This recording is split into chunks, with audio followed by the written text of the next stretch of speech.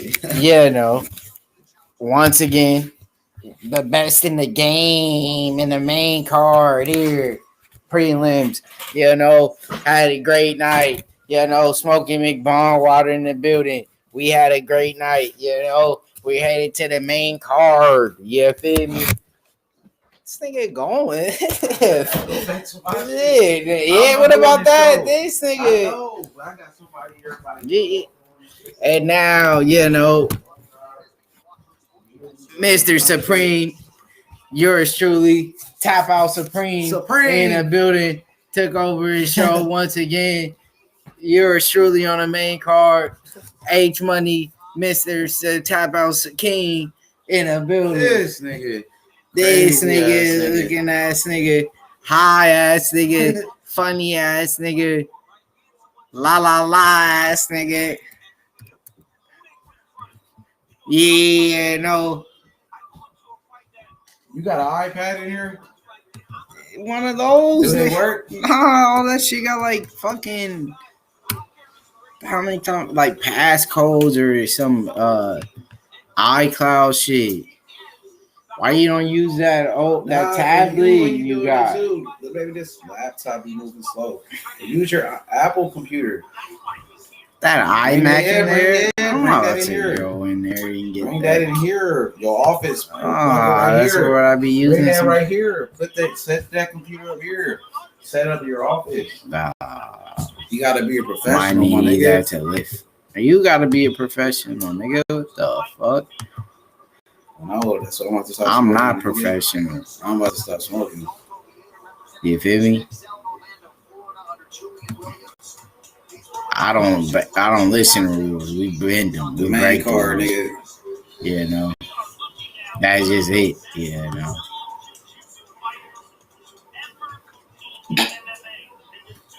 And that's what we do. Nothing but the best. Let me see something on this shit. This fighter walkout is brought to you by proper number 12 Irish whiskey Adolfo Vieira Joe. Credentialed to words decorated world class. This guy's super qualified. Off the charts, 7-time Abu Dhabi world champion. I mean, he is the top of the food chain in jiu-jitsu, but he's concentrating right now entirely on. What up, H Money, Mr. Supreme. We in the building. Yo. Tap out. So we're gonna put them MMA, if you know what I mean. This MMA show. And yep. It was someone I was fucking looking for. What was that shit? The restreams. Hit the like button. Subscribe to the channel. You feel me? UFC, you dig? I had to think.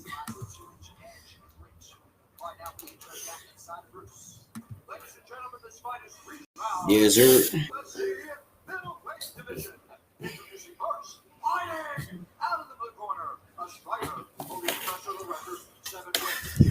Great fight, Anthony Hernandez back in the octagon.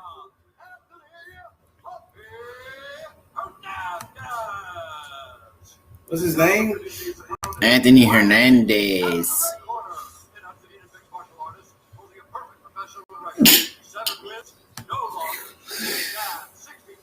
You do got another laptop, nigga.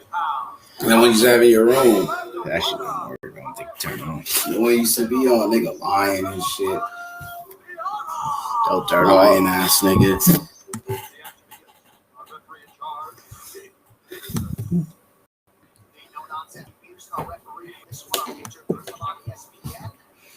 And they got some new bitches in the UFC working. She fine as fuck.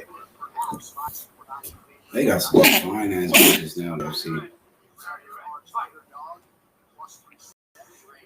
always did. Oh, yeah, though.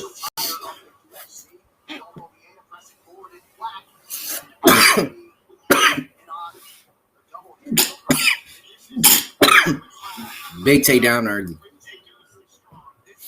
Oh, wow. Hernandez is in trouble. Rodolfo. Vieira, one of the best jiu-jitsu fighters in the game right now. A guy you definitely got to keep your eyes on. Possibly could be a champion down the road. He's like the new Damian Maia. Yeah, no. The new Damian Maia in this motherfucker. Hit the like button. Subscribe to the channel. UFC shit.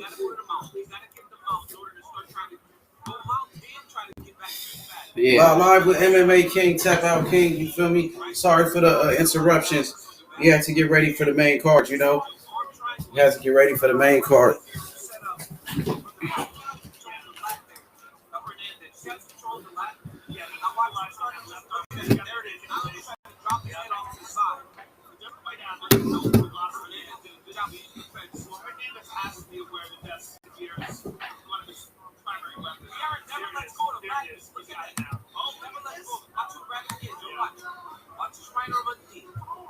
UFC, the boxing section. What up? Hey, what's up with the other joint? I'm about to beat you on the. Hey, join the panel on the boxing stream. My brother doing it right here. This is my brother right here. I'm going back to the boxing stream. Yeah. This is Tap Out Supreme. Back at it. Once again. Yeah, no. Anthony Hernandez couldn't be in a worse spot. Wow. Yeah, no. But he gets his feet somehow.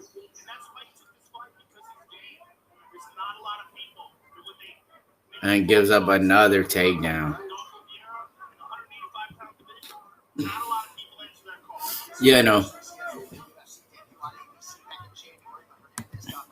But Anthony Hernandez, yeah, no, doing a great job of staying calm, you know, in these tough positions. And now, you know, Vieira is the one really using a lot of energy here in round one. How great is his gas tank, you know? So the longer this fight goes, the Hernandez should have, you know, some success here, man. You know, he's breathing heavy on these big takedowns. Hernandez, we know, is a scrappy kid. And, you know, when he's able to land strikes, he could put you in, you know, in a lot of trouble. Yeah, no. And now here's Anthony Hernandez banging out here, swinging. This is going to be a good fight, you know. Oh, wow. You know. We know he's going to use a lot of energy, man. Does he have the neck for a choke? And he rolled out of the choke. This could be the biggest win of Hernandez's career right here. You know, Vieira, you know, got a lot of hype around him. And he could take everything away from him here, right here on the feet. He's tired. He's gassed. You know, after a few takedowns. And we knew this could happen, you know. Hernandez was calm, weathered the storm, and now is landing the big uppercuts.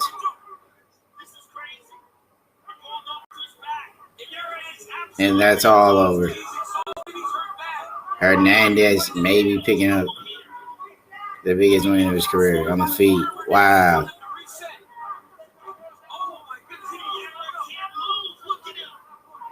Yeah, no. He weathered the storm. Yeah, no. And Hernandez is just throwing hands, you know. He weathered the storm. The man wasted a lot of energy. He sees a lot of muscle. You know, he got about 1 minute of fight in him.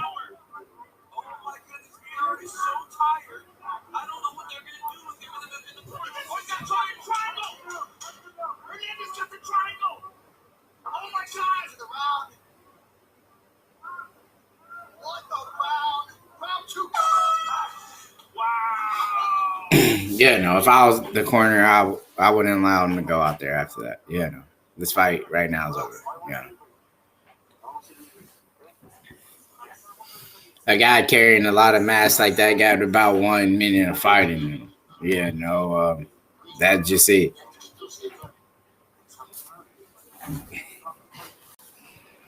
Yeah, no. Once he had his highlights of the fight, and once the man Hernandez really weathered the storm, that was it for him.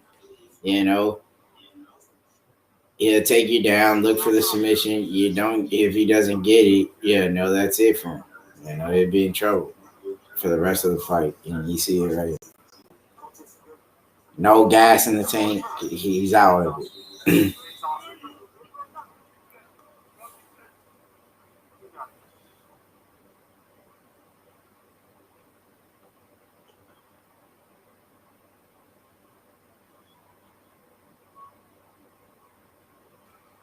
Top of the hour, we move it over to pay-per-view Usman versus Kamaru. This fight, UFC welterweight title. If you want to order right now, ESPNplus.com/PPV.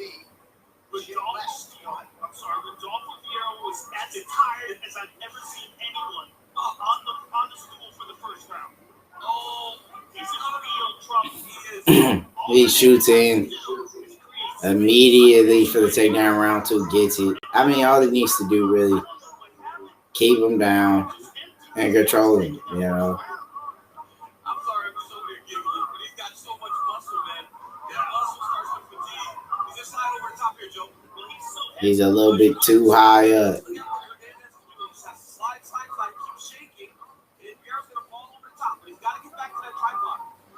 Not a good position. There, no. And he wasted a lot of energy. Best bet, sit there, take guard, take a beating for 3 rounds. You know, lose a decision.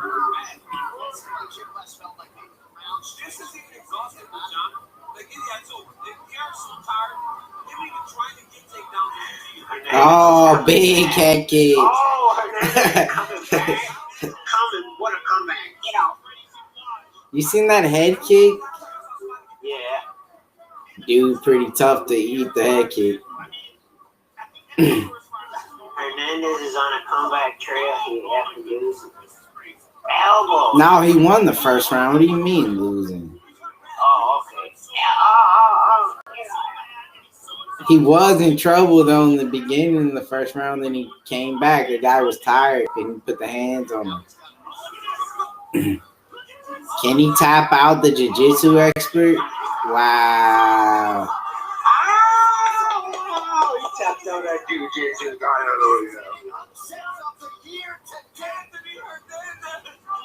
Wow. What an upset. Oh my goodness. That is incredible. That is just incredible. Out of all the outcomes, that might be the most satisfying. The scrappy kid, Anthony Hernandez, were one of the biggest wins. Yeah, no, of his career. Yeah, no. He's finally back. Yeah, no.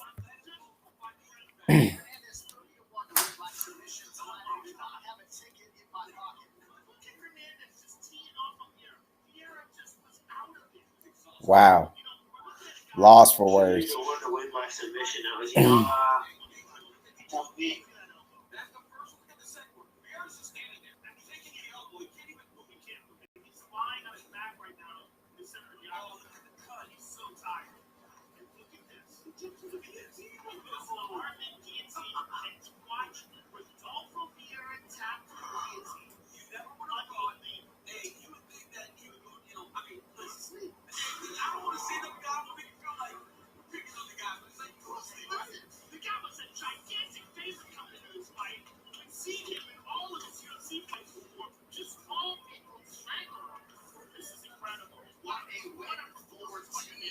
MMA Gold's Anthony Hernandez, biggest win of his career, comes tonight in Las Vegas, and we'll be back in 30 seconds after this word. Hey, UFC fans, it's Jesse Cofield for DraftKings. Hey, Tonight's action. Right now, you can play anyone. You can play for a share of $10,000 in DraftKings. By joining DraftKings free to play pool. Simply download the app and sign up with the promo code UFC. Then just new things to know the winner. How it's all going to be unlocked. Speaking of time, we don't have much left to enter tonight's pool. So download the DraftKings app now and use promo code UFC to play for a share of $10,000.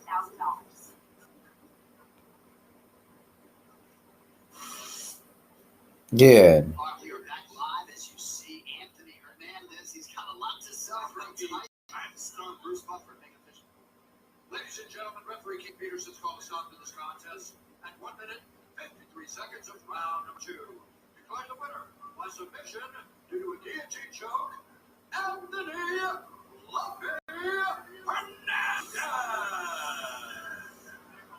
I mean, is this not what treatments are made of? Big win. Anthony Hernandez walks off with the upset of the night, I feel like. And wow, he delivered the finish, Great finish. Whenever you can get a finish, you're grateful.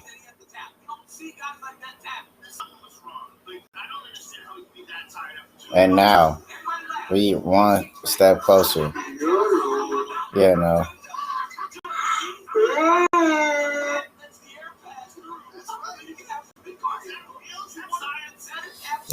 To the main event, and that's what we want.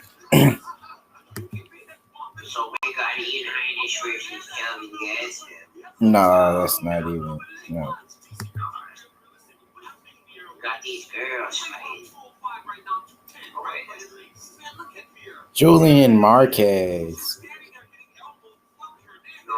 Mackie Paleto. Whatever. No.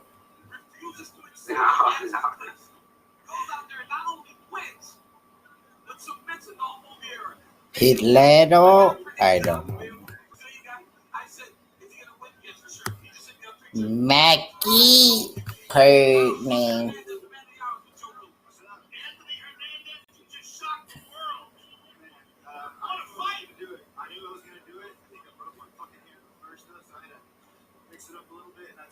If I get this up, I get a fight like a strap, my first strap, my purple belt. Oh, you must submit it for Dolph Riviera. That is a crazy thing to happen, man. You were 30-1, according to John Anik, the gambling guy. You were 30-1 to win by submission. I think that was even being terrible. That was an amazing performance, my man. Thank you, sir. And here we go. Post-fight interview, the biggest win of his career. Joe Rogan leading it off with the one and only Hernandez. Wow, man. Great win. He put a beating on, Rivera, man. The guy shouldn't have been there. And we've seen that here tonight. The man don't have a gas tank. He was a hype job. He was 7-0. He takes his first defeat. Anthony Hernandez will go off and do big things now with a big win like that. Great job. He was in bad spots, but he stayed, calm. And, he came out there, he let the man work. And he was gassed out, Great win for Hernandez. Amazing finish. Picked up the big submission win.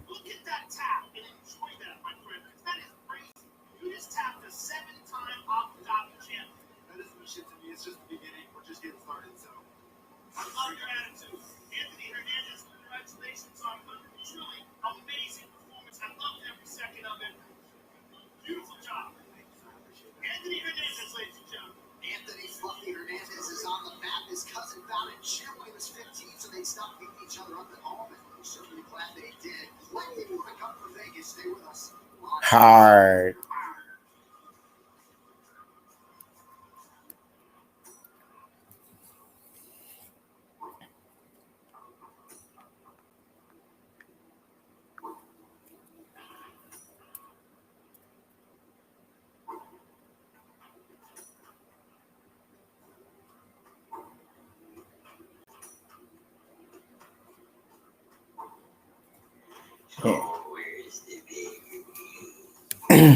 And there you have it, man. Julian Marquez.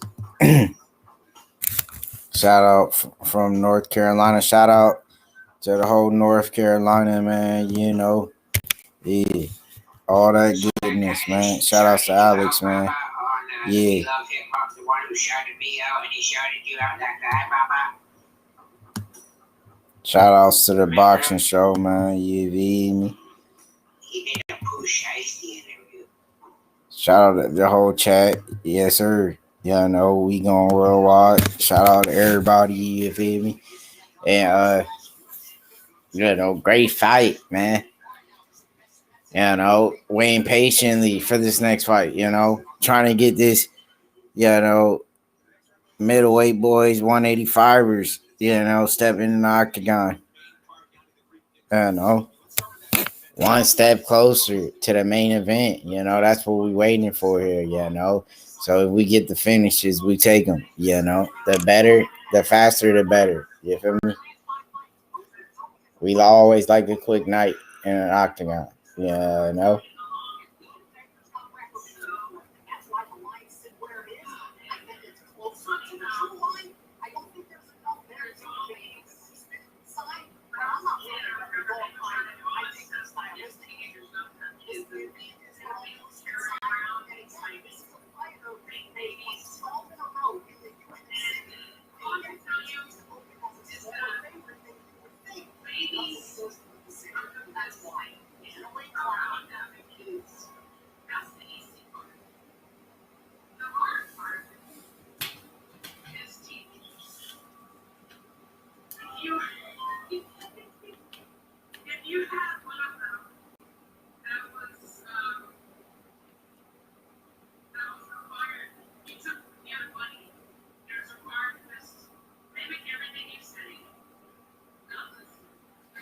Yeah.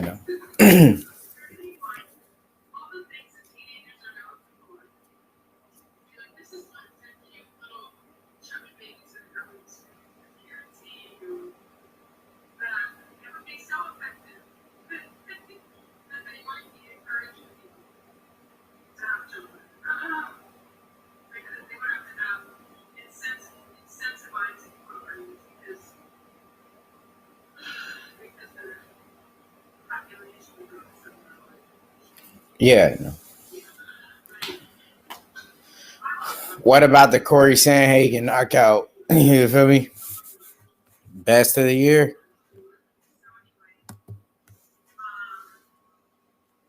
This the main card now. Main card.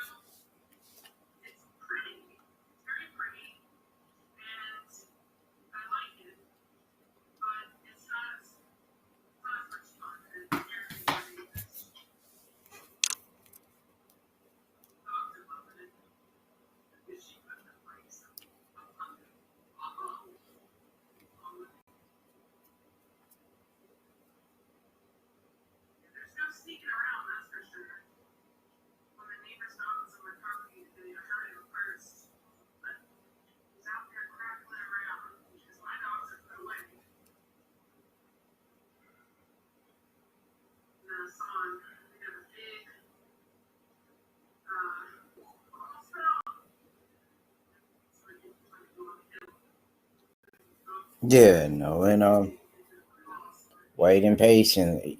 Yo, Serrano. What happened to the fight? What happened to them?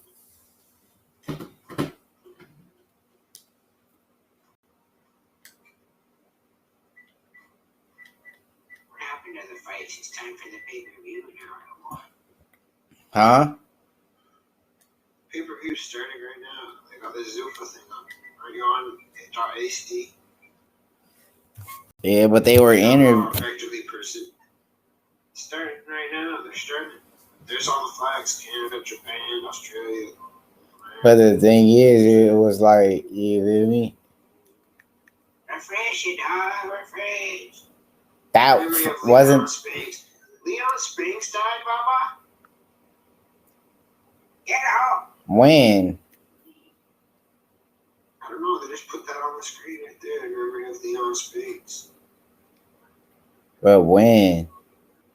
2021, dog. No. Let me look up Leon Spinks. He fought Tyson, right? Yep.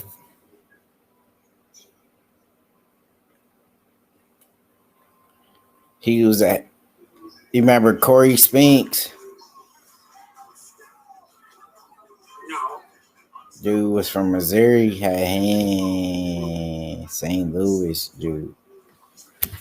Corey Spinks was one of my favorite boxers at one point. The nigga had hands, man. D. Hodges. What the f- guy fake? Who knows?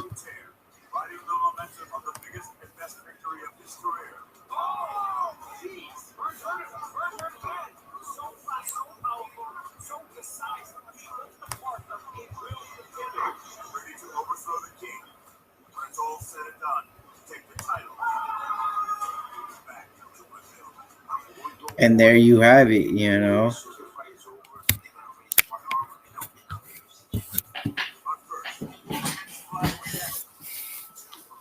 The main card coming up, you know. Made a lot off of bets, you know. Hey, that's just the life. Another day, you know.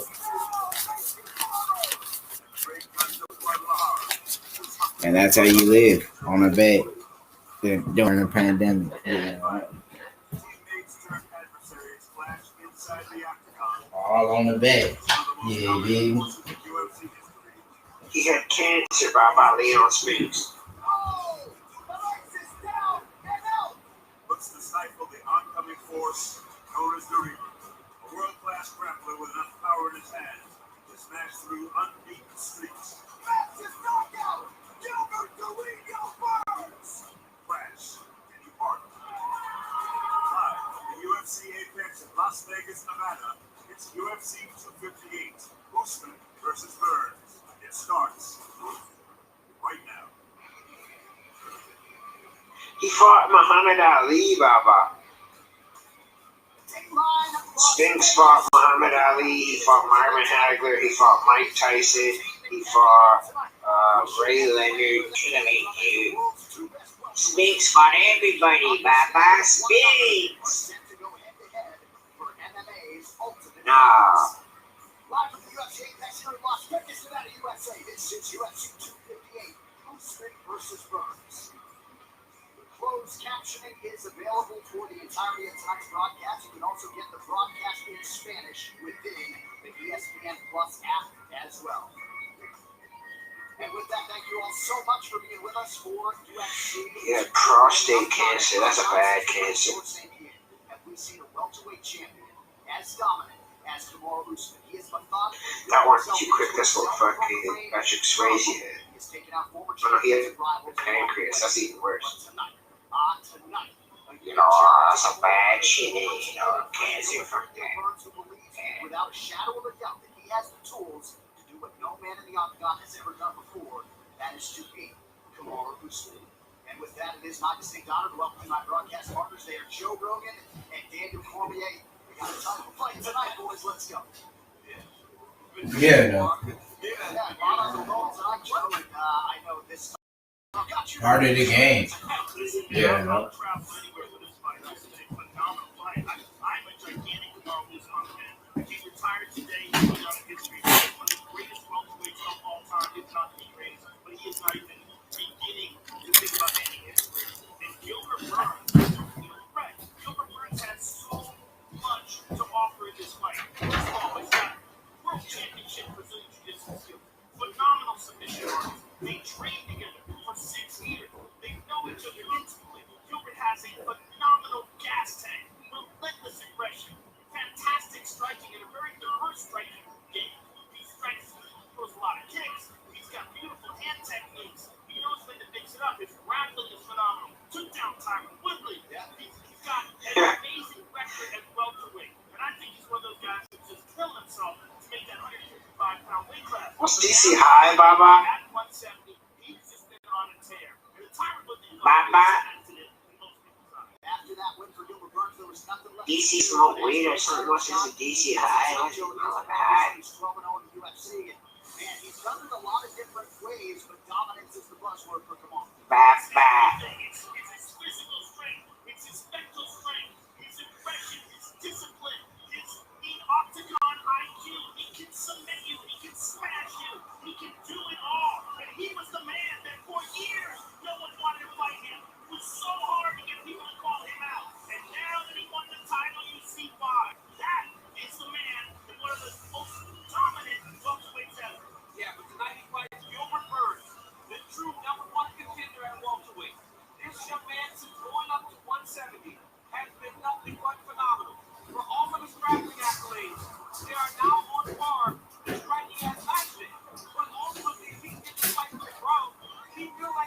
Yeah.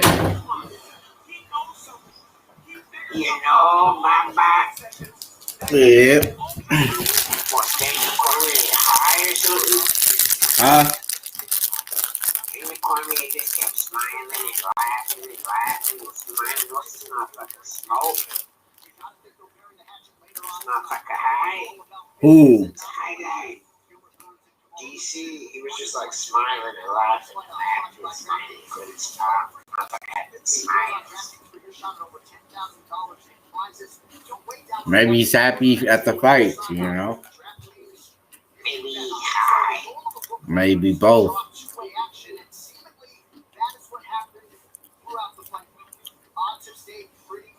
Yeah, no, and there you have it. This is the underdog. Huh? Burns is the underdog. Hey, thank you so much, John. Well, by now you've heard about the year that champion Kamaru, Usman, and challenger Gilbert spent training together as teammates in South Florida, and the friendship was real. They sparred for what adds up to be hours of time. They cornered one another for fights, even their children became friends. And as their individual careers started to blossom, it looked like it would be inevitable. They would have to And there you have it, you know? because of that fact, the champion moved to Denver, Colorado to train under the watchful eye of Coach Trevor Whitman. Now, Usman. No. but not every Is Trevor Whitman the best coach now? longtime coach of both men decided to step out of the fight I don't know. responsibilities for this one. But Gilbert has been Why everybody moved to Colorado for camp? and wasn't really a part of this camp. He's been working with teammates that have all Huh? years. He feels confident that he knows all of the tricks that Toronto. now this one is What? Why everybody go to Colorado for the camp? Cardio, I don't know. Huh? Ready to boil over into the Burns wins. New camp.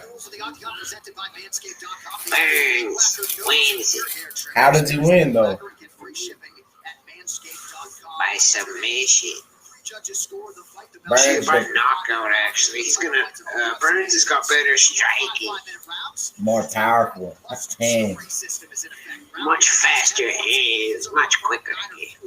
And scoring is based on effective striking and grappling, followed by aggression, and then octagon control in that order. Who's better though on the wrestling? Wrestling, Kamaru. But the wrestling don't matter because Gilbert's got jiu-jitsu, so wrestling is moved. Also, the review official can invoke instant replay at any time during the fight. That fight can then be restarted. I can assure you the fighters and their training camps have been made aware. All right, table is set. We get to our middleweight opener. Great to have you with us tonight, live on pay-per-view. It's all gonna come down to the striking, and you know Gilbert's got that. No place like it. And now with the hay in the barn, he makes his comeback against slugger Maki Patola. Maki Patola? Julian Marquez was not forgotten by UFC fans who were wowed by Patola, that dude got hands though. when he steps back into the octagon to face power-punching That Hawaiian dude, a fight of the night type contest Damn. will ensue. The fight with Maki Pitolo is the greatest matchup you can make for the UFC fans to start the pay-per-view card. It's nothing but dynamite, fireworks, and explosion from start to finish. Coconut Bomb versus the Cuban Missile Crisis doesn't get any better than that. He's an entertaining fighter. I'm an entertaining fighter, and it makes for a very good fight. A 97-second stoppage of Justin Summer punched Maki Pitolo's ticket to the UFC in 2019. Maki Patola Hawaiian or no? yeah. Tonight you can expect plenty No. more of that game from out of Yeah. who was looking to spoil Julian Marquez's return. I'm ready for Julian Marquez. I feel like he's gonna come on eager, and that's what I'm waiting for. I'm waiting for the best version of him. Cuba versus Hawaii. One of the big success Island stories from the versus season of Dana White's Island? Contender Series, Julian Who's the Marquez better fought his Islander? knockout Bill Hawes with memorable UFC fights against Marquez probably more well-rounded, but striking-wise, the Hawaiian best hands. Cuba Island. Hawaii Island. Jamaica Island. Australia Island. No. Australia not an island, Baba? Huh? Is Australia an island?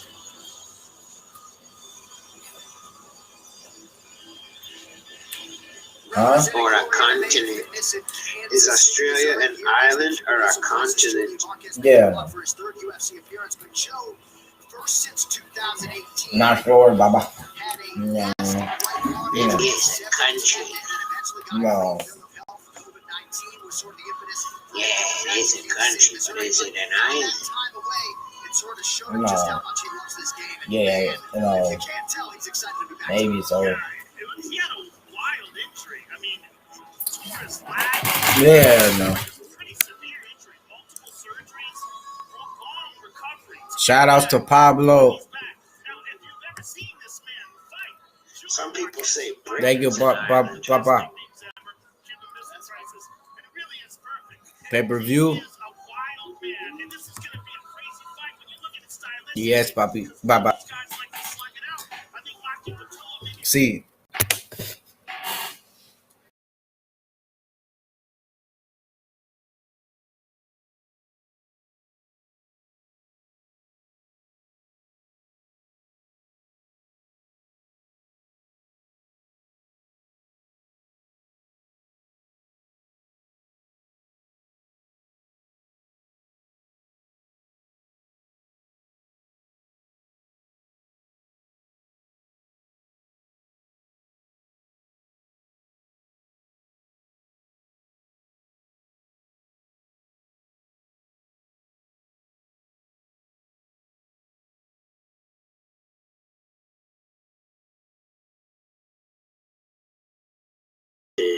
Probably both.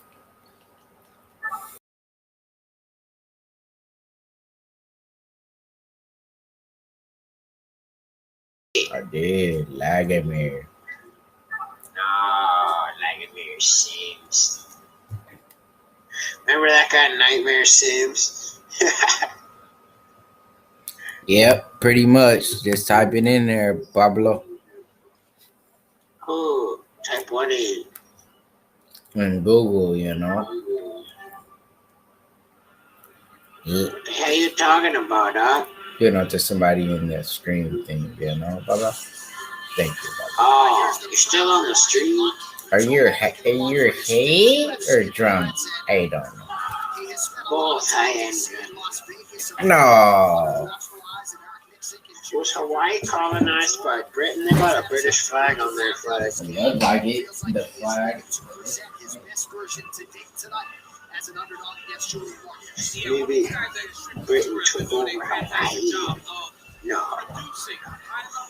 Britain did that to the poor Hawaii. Shit, Britain took over a lot of places. In the early days, they were like conquerors. Jolo said that for as much as he respects Marquez as a fighter, he's a big boy and expects to have one round of cardio. Listen, I just saw one round of cardio. There's no way Julian Marquez has one round of cardio. Let's see if Patolo can put a pace on it to where that cardio becomes an issue. Well, for sure, Patolo has a smaller frame and even on the smaller side of 185 pounds, but he does not lack in power, nor does he lack in technique or precision. He's got beautiful boxing. His strikes are fantastic. Beautiful angles, rips to the body. Striking. Baba, they said it's going to be guns blazing in there. They said, you know, it's going to be striking, it's going to be fighting, it's going to be, you know, lightning in a bottle, you know, capture.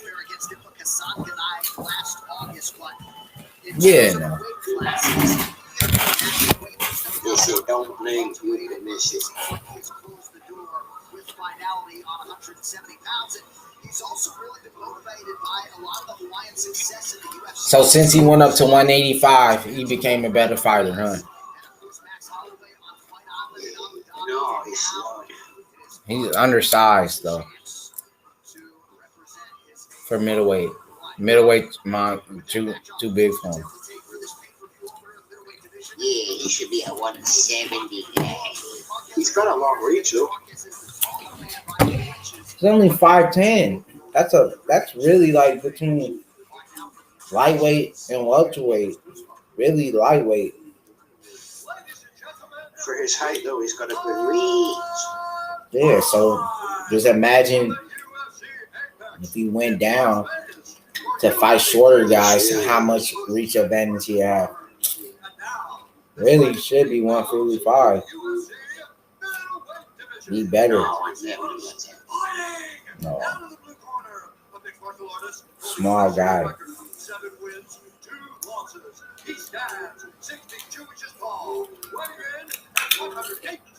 Look at Usman. Usman is like what, 6 foot? This missile crisis guy, he's still strong, but you know, he was stronger last year. Marquez wins. No, he gets knocked out. Too big. This guy's too big, man.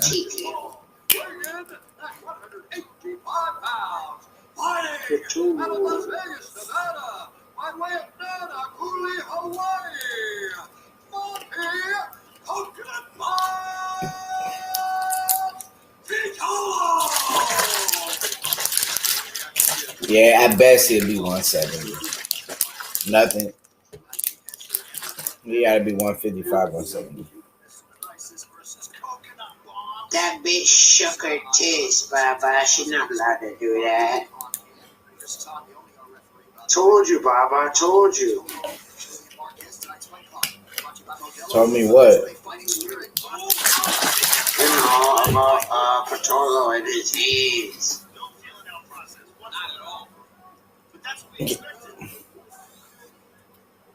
Yeah.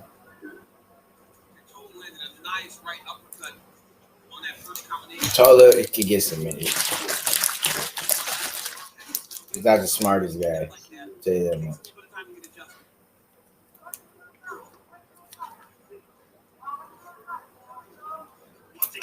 That guy from the UK, I think, submitted. Oh, look at this. Look at this.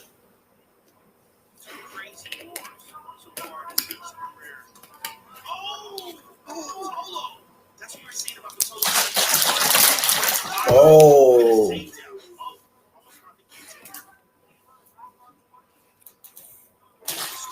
If he doesn't make a mistake, he could possibly get it on. Yeah. Where are you watching it at? I think AC or something like that. I think.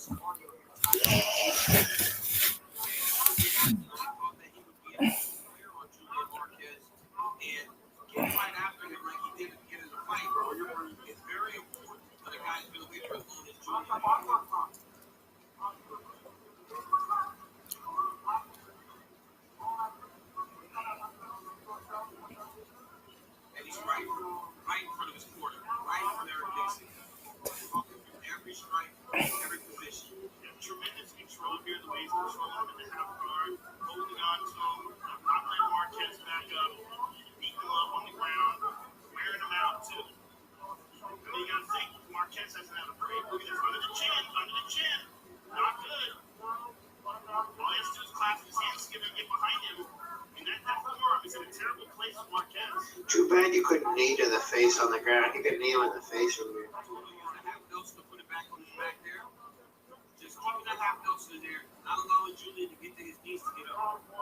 If you can elbow them to the face on the ground, you should be able to knee them in the face. With that left hand, Maki will clutches, straps the arm down.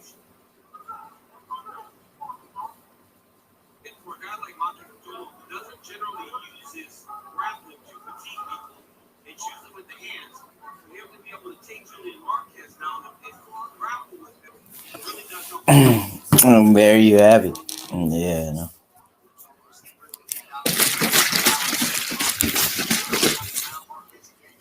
You don't need that protein. Nah, this Gatorade. You don't need that Gatorade.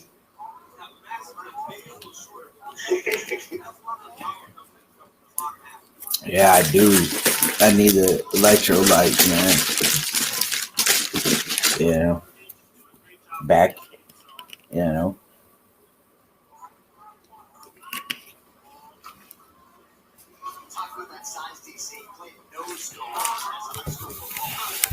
Patolo, the next match, Holloway. No, not even close. Marquez trying to get a hold of the little guy.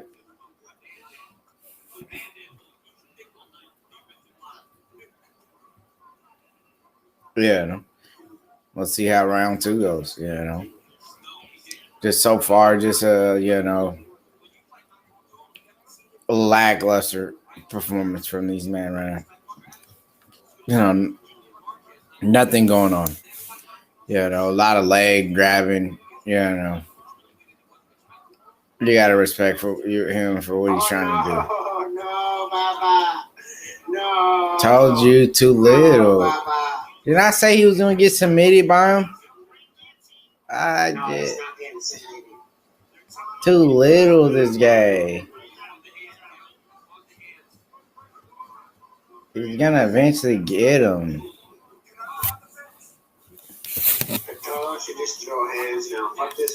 He's gonna tire himself out too. Now he's gonna lose the power in his hands.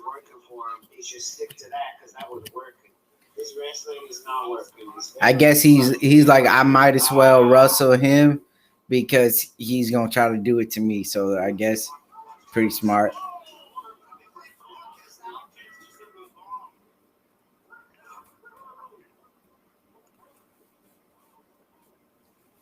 Yeah, that's what you should be drinking, Papa, not Gatorade. Body armor. It says right there, electrolytes. Yeah, No, body armor is electrolytes. Yeah, you drink what you get, and that's what I got. You wanna get what UFC tells you to get? No, you don't. If that's the case, you would be joining the United States Army. Then on top of that, you'll be drinking like Michelob beers when they were sponsored by them. It'd be A soldier drinking. a soldier, a beer drinker, alcoholic, and a body armor guy. Michelob, ain't too bad life. Have you ever had one of those beers? No, they probably suck. Definitely. That's what you get. I mean, they get you. The thing is that it gets you kind of lit, but the thing is like, you get it because, you're trying to get as much as you can for how much money you got. So you get a 40 for cheap. Michelob Ultra, too many bubbles for me. Papa, I don't like beer. I like rum. Rum, no bubbles. You can just drink. Bubbles with no sugar. Too nasty of a texture.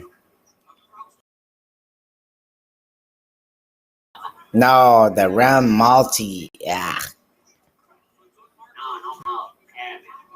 Nah. Yeah. Hey, he caught him. Wow. So far. Just a great.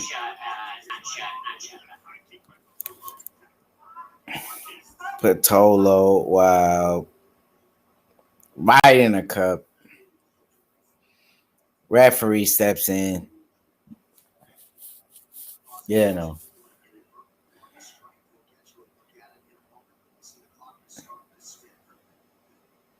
And there you have it. A chance. For the fighter to get a break. He gets hit in a cup. Give him a chance to recover. They hit right back. KO finish. It's all over. And there you go. The boys are back at it.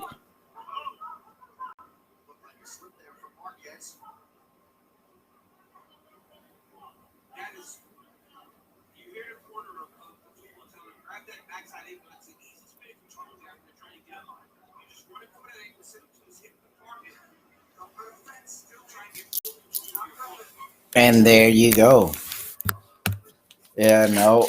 Another chance.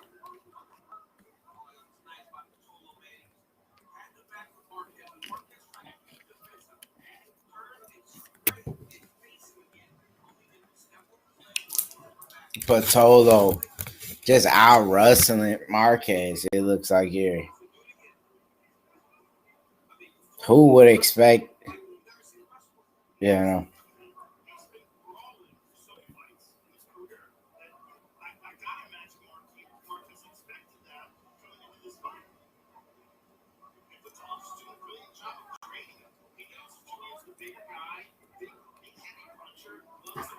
in this, another take, but Marquez maybe have the guillotine.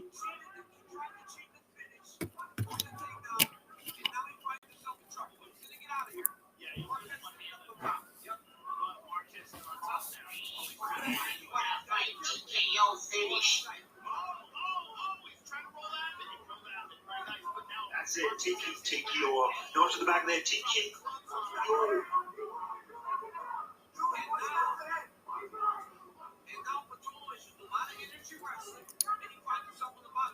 Now Marquez, the big body, finally gets a chance to get a hold of this little guy. And now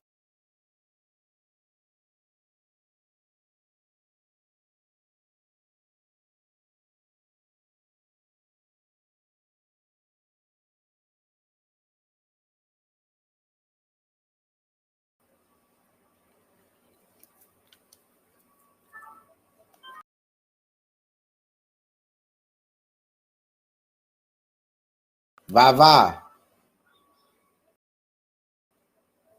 What happened to this guy? Yeah, no. And the shots continue to add up.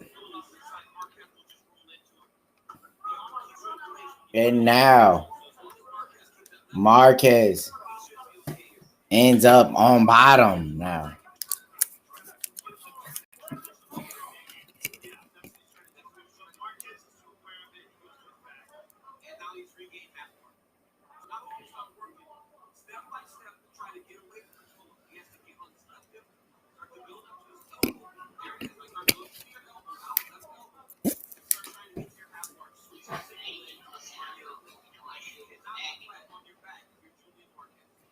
Maybe Marquez needs to be the guy to cut down a welterweight because he's been getting out grappled by Paletto here.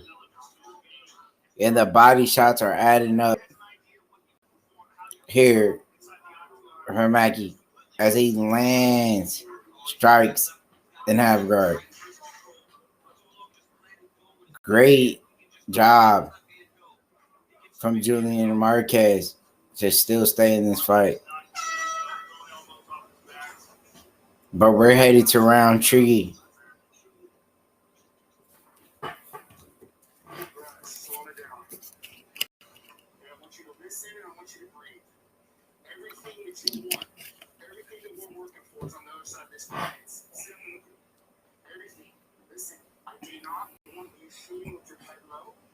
He's been going guillotine. Anything that he needs to chest to chest and wrestle there. Pull counters or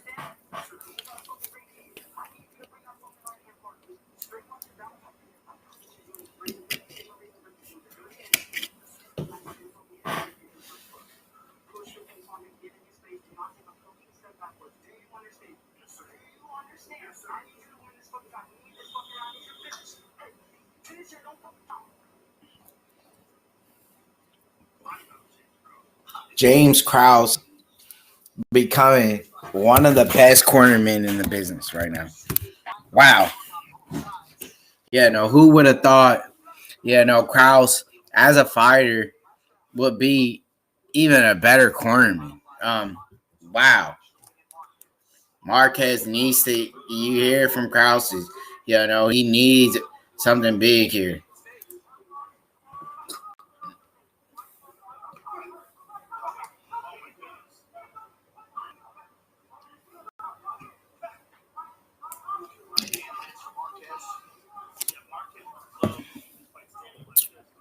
Yeah. And the hands are flying from both men.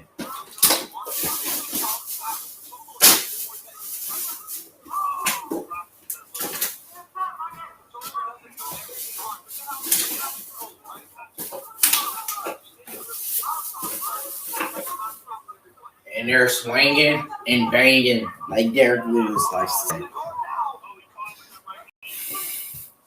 say. Marquez walking down, unloading big power shots here.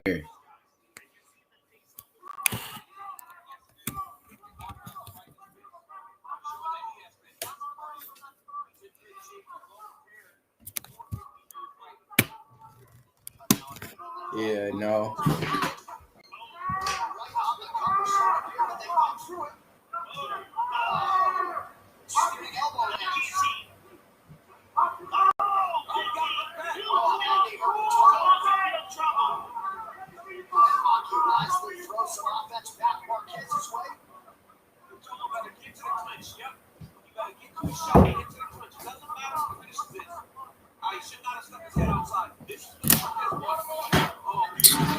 Great takedown.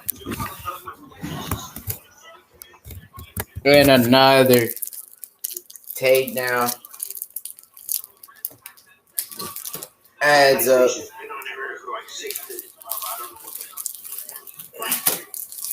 What a great performance for the Hawaiian bred fighter.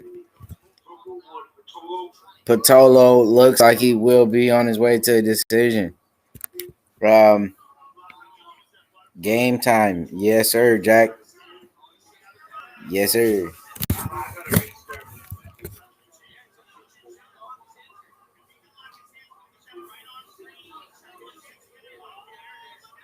It looks like he might have a rear naked choke locked up.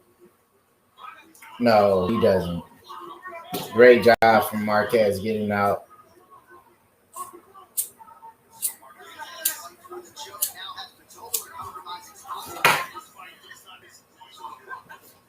And another great performance in the octagon. Yeah, no.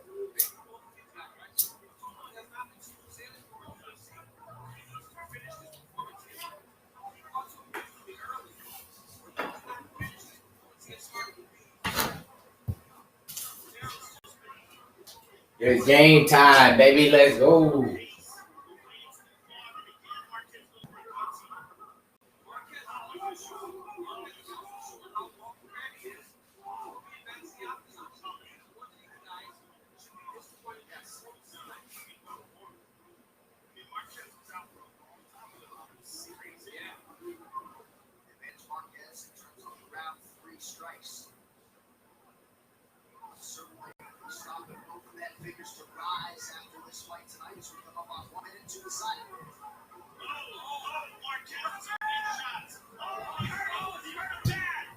Wow.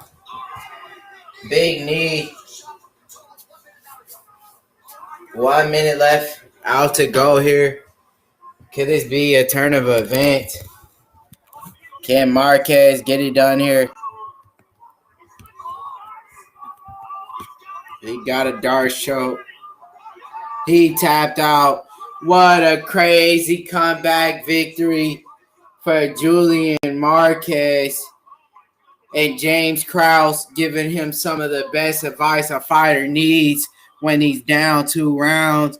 Great job from him and his team. Great job from James Krause. You know, great job from Marquez, believing in his coach, listening to his advice, and making those adjustments. And down 2 rounds, comes out and get it done with a comeback victory, possibly of the year. Great performance.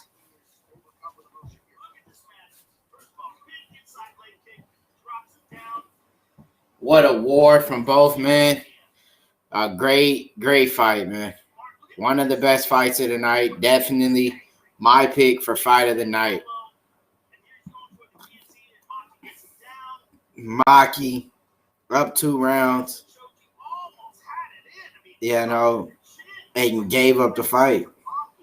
You know, the guy, he always seems to make mistakes that cost him a win. You know, if you're up 2 rounds, he continues to engage with a grappling, and he gets to end up being the one tapped out. You know.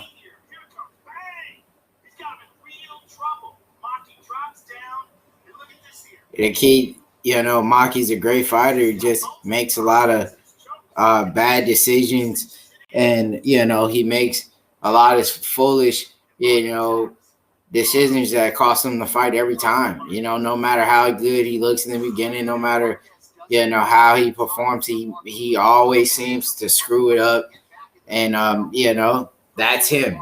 He won't continue to be in the UFC much longer if he continues the route he's going. But I mean, shock for words.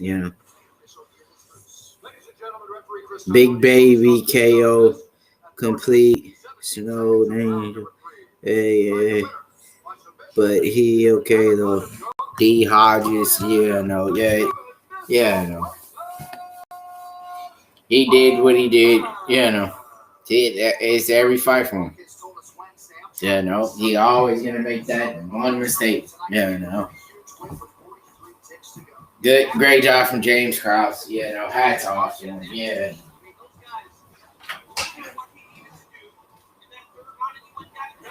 They said you need a finish. You need to go chase a finish. You did it, man. I mean, they should be very proud of their athletes. A guy you fell behind, and this is the thrill of the agony, John, right? 47 seconds for victory for Monty Total. Julian Marquez getting a fantastic finish. Tells you how close and how brutal our sport can really be. And to see Maki Pitolo on the stool apologizing to his head coach Eric Nixon. Eric took over and walked into the back. He was so upset. Stopped the back, got up and walked right in the hallway here where the main event's gonna walk. Oh, he came back for a guy. Because nothing hurt for him. Bye.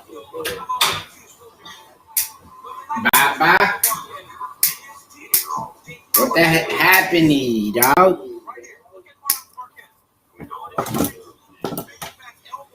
Who is this? Where's Smokey at? So Marquez got it done. Came back. Got a submission. Told you. Type choke was that? I told you. I'm here with the winner, Julian Marquez. Julian, what a fight! Comeback victory. You didn't tell me I was away. My PlayStation was having an error for like 8 minutes long. That shit wouldn't stop. Then I come back. James Krause did a great job. Another corner. Yeah.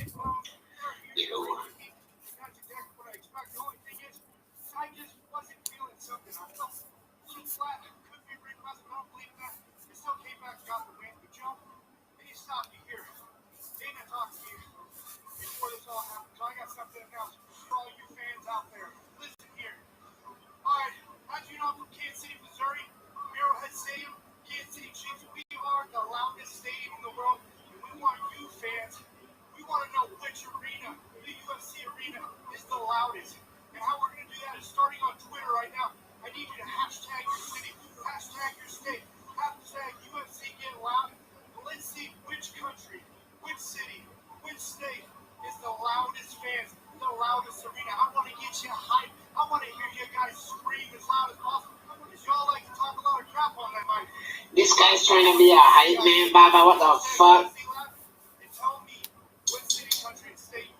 That's our job. This guy's trying to take our job, Baba. Let's go fight it. He's trying to act like a wrestler. Yeah. He's a joke.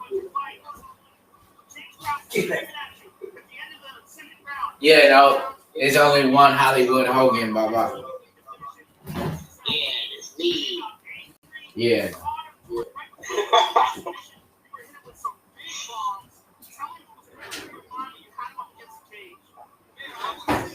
It's only one Kobe Bryant, That's not me. That's you. I'm Hogan. Yeezer! Hollywood Hogan. This dude trying to act like he's Hogan. You see this shit?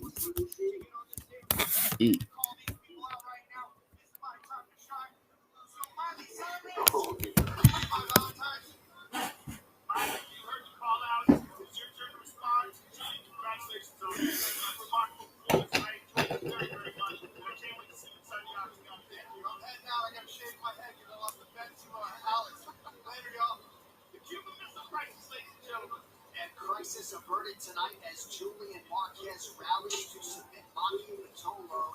If on DraftKings, you had Julian Marquez by third-round submission, paid out at 33 to 1. $100 bet would pay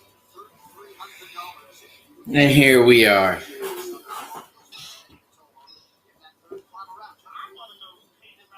Yeah, no, we'll be headed on to the next fight. Yeah, no. Thank God for that. Ricky Simone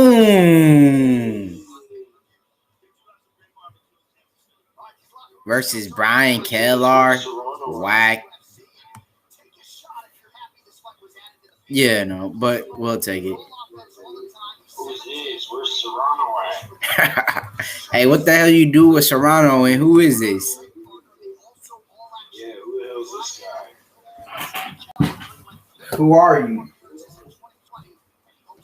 Serrano's brother. Nah, I don't think he got a brother. You got a half brother, but you know that motherfucker's designated to that. No. But wait, is this your brother that lived in the attic? Who the old fire Simpson? You remember he had a brother that lived in the attic? Yeah, they thought he was the evil one, so they kept him up there feeding him fish heads, but really Bart was the evil one, so then they switched him instead of feeding Bart fish heads. Hard.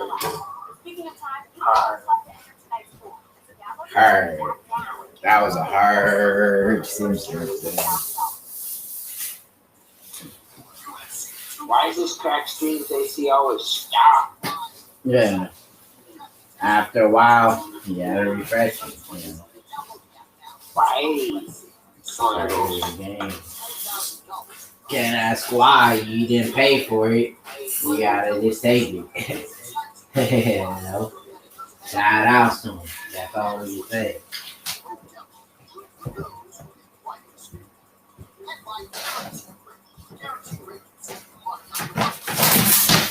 So the pay-per-view is over, right? Huh? So the pay-per-view is over, right? Pay-per-view. Pay-per-view is over, right? Wait, this is on pay-per-view? Yeah. See, never knew. I thought it was just on the stream. Maybe.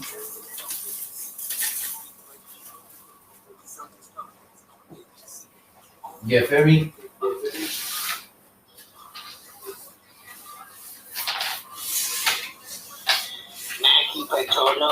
Fuck. I thought he was gonna win. I guess he got beat. I told you he was just too little. Eventually, he was gonna get choked out. I said he'd get tapped out. I said that from the beginning. And the thing is with him, he always does good. No matter how good he looks in the beginning, he always finds a way to screw some shit up. Always. That's how he's always been. That dude in the beginning of the round could drop a guy, do all the type of shit, and still somehow lose. Every time. That is a joke. I actually thought he was going to win that one. I thought he might get one.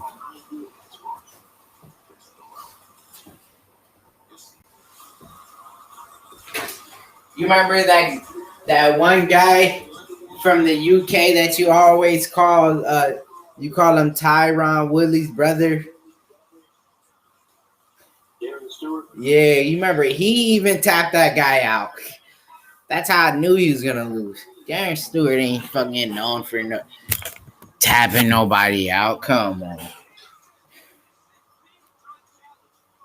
You know what I mean? How many guys have Darren Stewart tapped out? Let's see this here. That's a KO of the year candidate.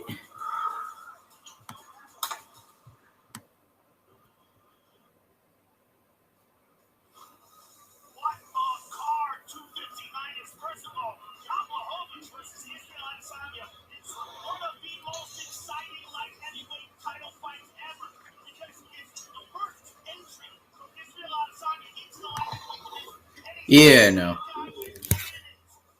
What about the ESPN boxing experience? Yeah.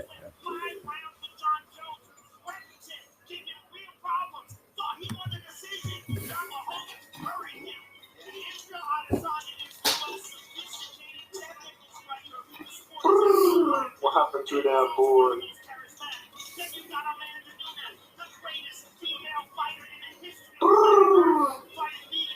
What happened to that board? Bye-bye. Yes, sir. Yes, sir.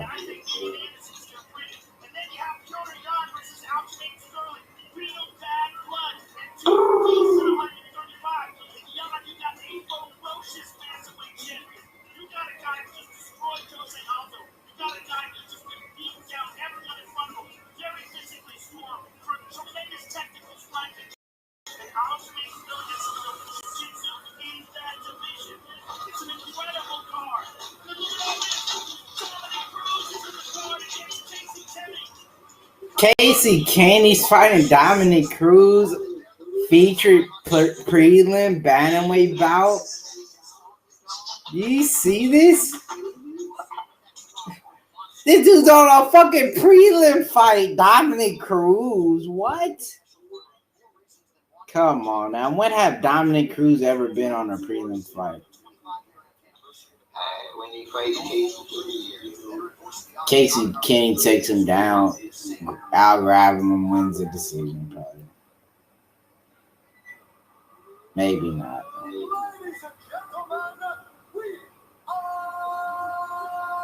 Gentos and Ladyman. Every time I walk in the octagon, to me, is my very first night. Bruce Buffer, the best in the game. The only guy.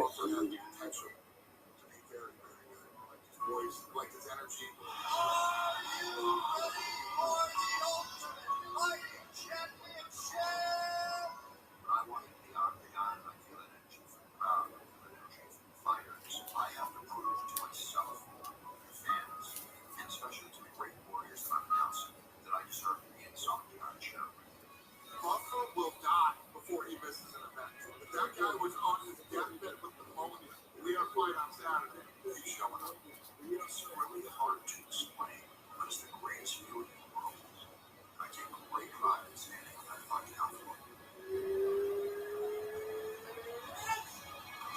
Hall of Fame, Bruce Buffer, Hall of Fame, Hall of Fame. Hard. Baba, does he deserve Hall of Fame? Yes. Definitely. Oh, he does? Inside that octagon tonight, one of my best friends in the world. Man, does he bring energy to all my Hard. You remember? Hall of Fame's for fighters. You remember Bruce Buffer caught a fade with Frank Trigg in the elevator? Hey. No, he's good, Frank Trigg. Frank Trigg's just a referee. He's not a referee. I know he was a fighter, but like now he's a referee. And he was a commentator once for Pride.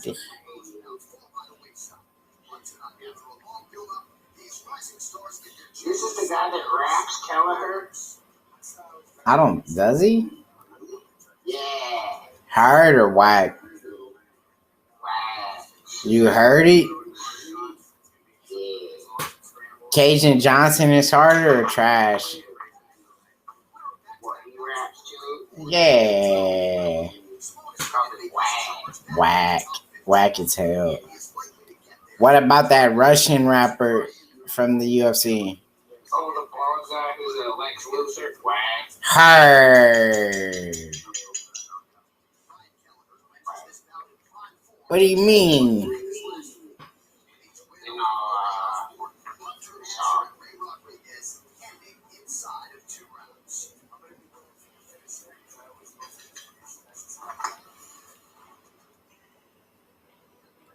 According to New York's Brian Kelleher, business is booming. In fact, that's exactly what he said to us in response to his fight being Until I go retarded,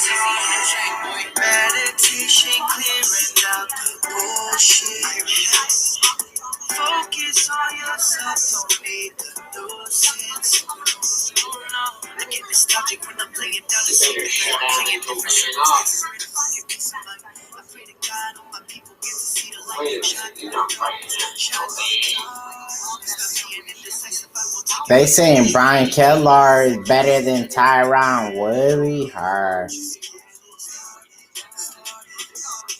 Kellar's not bad, fam. Hey.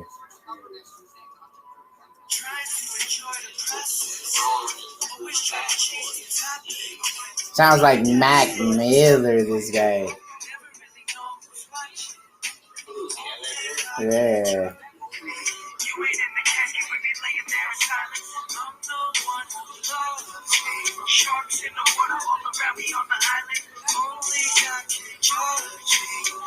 It's kind of hard. This song's like a Richie Hill type vibe.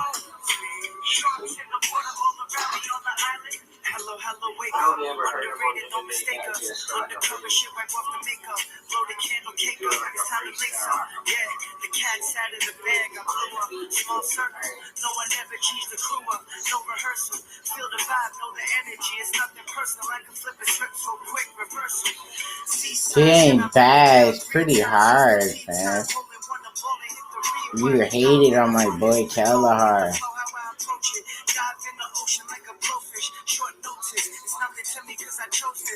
Dived in the water like a blowfish heard. Do like an action Bronson.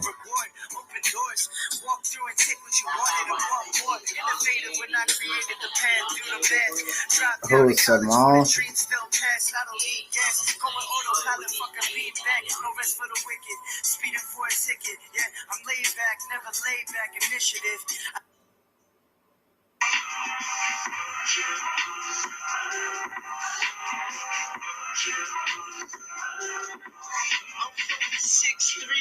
I just adapt and overcome. We live in a copycat world. I beat to my own drum. I listen to my intuition. Told me focus on the mission.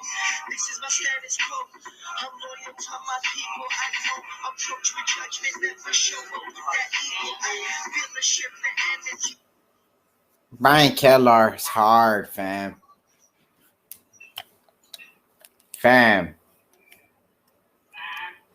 Kelleher goes hard with the bars. He ain't bad, fam.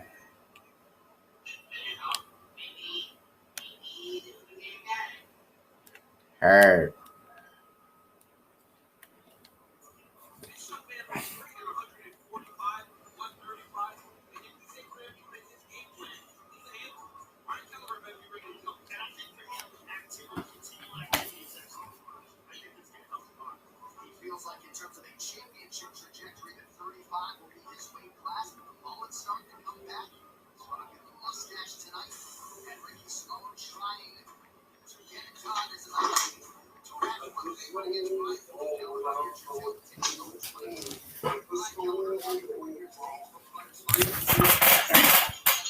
Where is he from?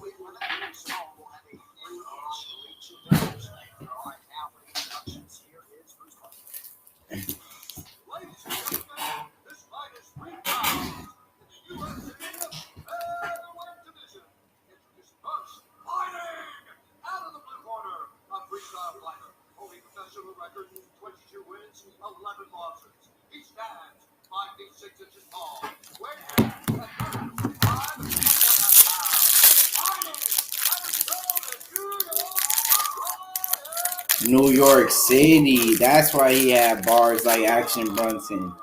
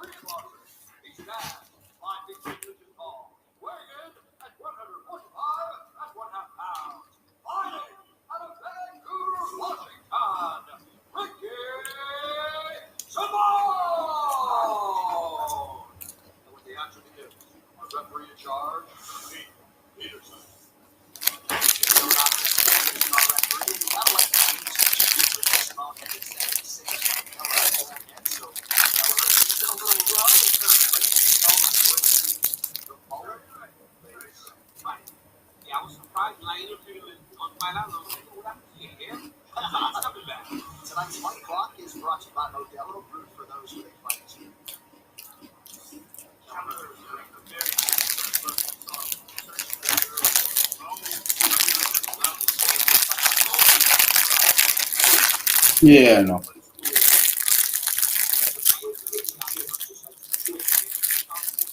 What are you having over there, Bob? I hear a chip bag crunch. I just had some chips. Oreo. Shit, Kelleher's getting hurt already. He's cut. Fuck. Ooh, he just bled from that squeeze. Perhaps a pre-existing cut, Joe. What happened there? Simone squeezed him and then he popped the cut open. Probably was going to punch. Oh my goodness. Before that. We'll get the truck and show. Simone takes him down, lay on him for 3 rounds. Gay ass fight. Fucked up. Yeah, that's from Hammer Fist. It was from Hammer Fist from the guard. Maybe looked like the flash got heads as well, but it wasn't until that squeeze that blood started tossing. Strong time. It's hard to tell exactly what started it. Maybe the clash of heads, but We know what Ricky Simone wants to do. Sit around and butt hold each other the entire time. put pressure on it, like John said. It made for the kind of personal. Keller looking for Ricky Simone very aware. It lands nice elbows. Really get that wrestling game on. Yeah, nice. Pass by school to half guard. Just relentless here. And you can see that cut bothering Keller a little bit. 3 or 4 times now he's reached at it and kind of wiped that. Searching for that head. Oh shit, Kelleher's in a choke, Baba. Arm triangle. Kelleher's in a choke, Baba. Can't let him clear it. Keller clears it, we'll be fine. We found it. We isolated it. The truck guy is it's an elbow. Beautiful elbow caused the cut. We'll show you guys that in the replay. Look at this. Ricky Simone passing the guard. Just relentless pressure. So an elbow is what cut him open. Yeah, no.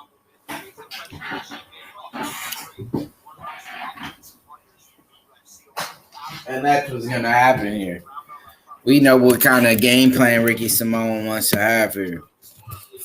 Go out there and get these takedowns, win off of a decision. There, no, and that's what's gonna happen here. Yeah. Ricky Simone is not what you call a fan favorite kind of guy, you know. But he's rocking the mustache. Can he lose? You know, he could. You know, the stash is in as thick as we've seen. It could be thicker, you know, but Simone to do what he needs to pick up a win.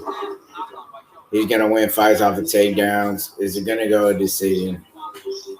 Ricky Simone known as the decision guy. His shoulders got stronger. He's got that separation of front and back now of the shoulder. Yeah, no. He's a wrestler. Yeah, but you know, before his shit was more rounded off. Now you can see the definition, you see? Yeah, no. It looks the same. It looks like the same Ricky Simone to me, you know. No. What up? La la ga ga ra ra ba ba ha ha. Shout out to Devin Haney Jr. in the chat. Yeah, you hear me? They got Devin Haney Jr. stopping by in the chat. Bye bye.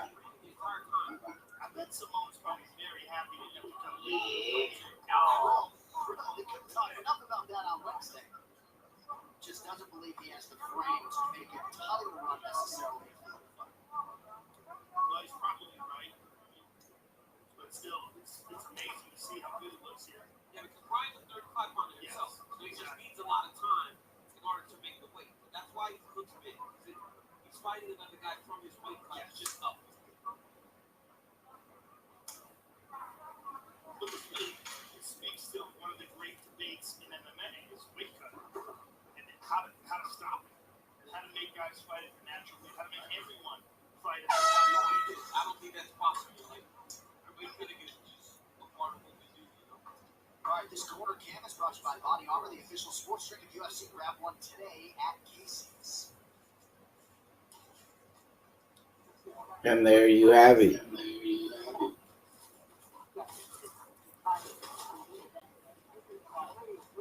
Phenomenal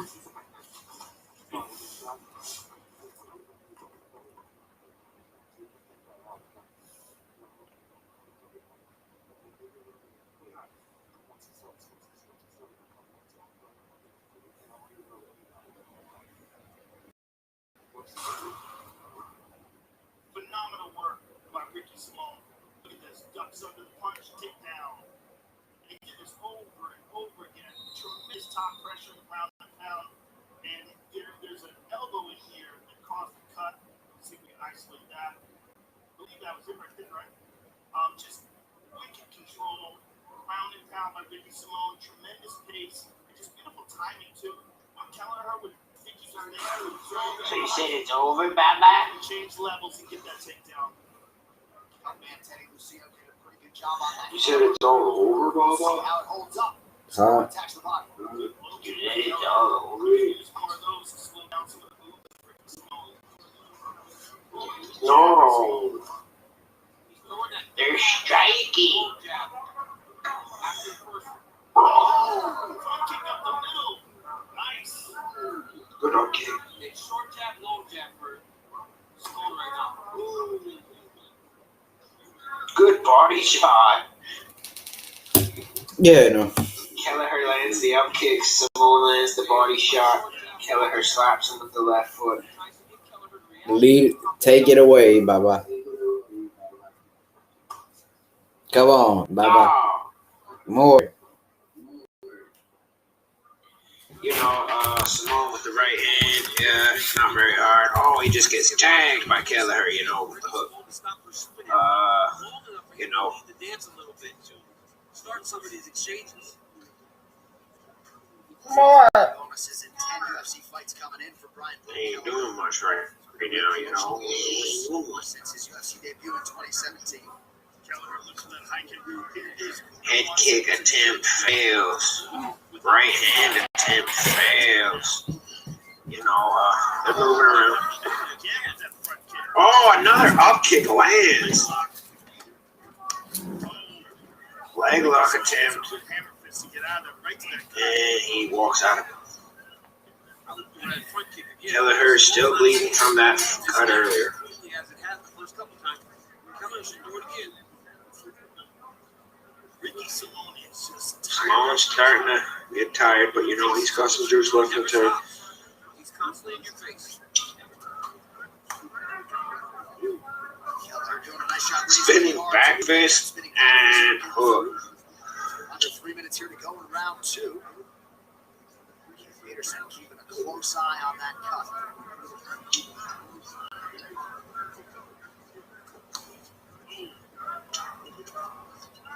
Simone picking his spot well on the feet here in this round. Kelleher just having a hard time. Here's a good left hand, Kelleher. And now he's getting to go forward a little bit. There's a good combination followed by the inside low kick. Check that one. That's it again. That's 2. He slammed right into the shin above the knee. Kelleher should do another up kick. That shit landed for him twice. It's going to land the third time. Kelleher looking for that guillotine. Oh, he goes for a guillotine attempt. All right, Kelleher and Simone's out of it, Simone on top. He's got the advantageous position. Just hold him there, not really putting in any strikes. He said, no, I'm going to do my thing. I'm just going to pick my spots and set him up the right way. And to this point, he's done that. Even when he doesn't take the shot, No ground and pound yet, just, drive his sit shoulder back. to Brian Kelleher and give him the idea that he's coming for a takedown. So it never allows him to get completely comfortable on his feet. Simone working in front of his outstanding group of coaches, Fabiano Scherner, Colin Oyama, Tyson Nam in there as well. Yeah, no, Ricky Simone is just Against the fans. lackluster guy. Right by the cage door. Brian Kelleher is going to be very frustrating. Just can't quite seem to get that offense going. And he can't keep Ricky off him. Absolutely. we've seen that on the occasions tonight, right? Where the guys always got you backing up. Bit of a boring second round, hopefully the action picks up in the third, but, And not even a reset from Simone. It's just right back to full offense. The uppercut there and elevated right. Beautiful pull and fire. But as you saw, they're starting to throw last 30 seconds. Maybe they'll scrap it out in the middle. really let his hands go and kind of go for broke. So let's see what the message is in the corner to Brian Keller after he goes back. After what seems like another round that he may have lost to Ricky Simone. Probably lost to Ricky Simone. Well, if you didn't, someone needs to get fired. Yeah, that's the problem. I say probably because, it still happens. Those happen. Countermanded a good front kick to the body at the end. It seemed like it was at the buzzer. Ricky might have relaxed. I'd like to see that again.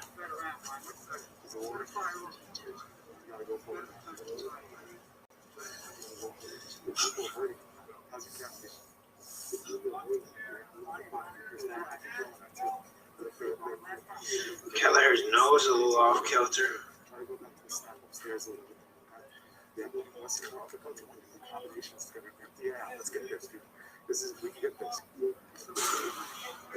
Let's take a look. This is the end of the round. This is. Oh, that's what it was. It looked like he was apologizing. I thought perhaps it landed at the buzzer. It landed below. So, I mean, All right, round 3 is do you have this fight score for Ricky Simone right now, or what?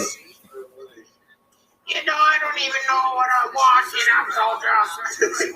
Ricky Simone pretty much dominating.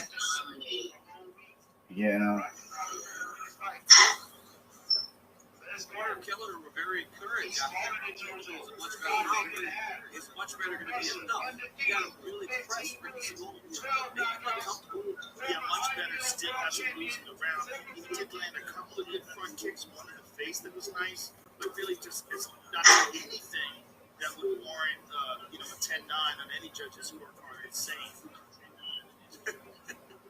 You said that same. Like you gotta be careful. I mean, you have to have caveats with judging.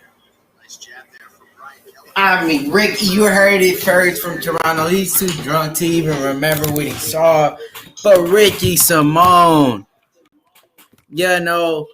what a great performance. He keeps landing these takedowns. Brian Keller can't stuff a takedown if his life depended on it here against Simone. And this is what it's been, takedown after takedown. Ricky Simone picking up another win. No. Brian Keller picks up the win. Yeah, with the spinning back elbow to the face. Yeah, right. No safe zone. But Ricky's strong. The clock is his friend here. 3.5 minutes to go. Brian Keller was able to reverse the position there, get it back to the center. He should have tried to straighten his arm out, push up the shoulders, and get back to space. But instead, he stayed close and now finds himself right back in this position with Ricky Simone. Where Simone wants to be. One of those lackluster fights, one of the fights you could fall asleep on the card. This would be it, Somehow you woke up in the middle of a fight. This would be it, This would definitely be a fight. Anytime you watch Ricky Simone fight, get ready to take it. He's going for the TKO, but he's not going to get the toe. Get ready to start to take a nap.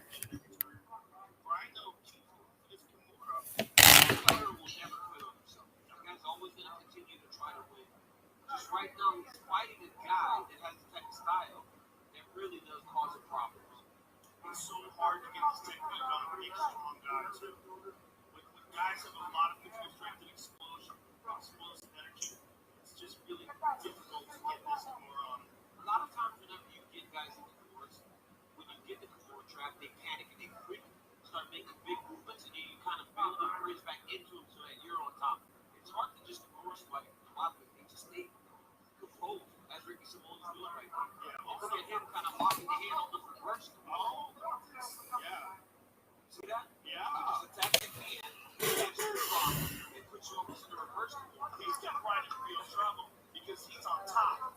KLR, you know, he shouldn't have signed up for this fight. I feel like Ricky Simone was just levels ahead of him, you know, in every aspect. You know, he just tied him up in the clinch, beat him on the ground.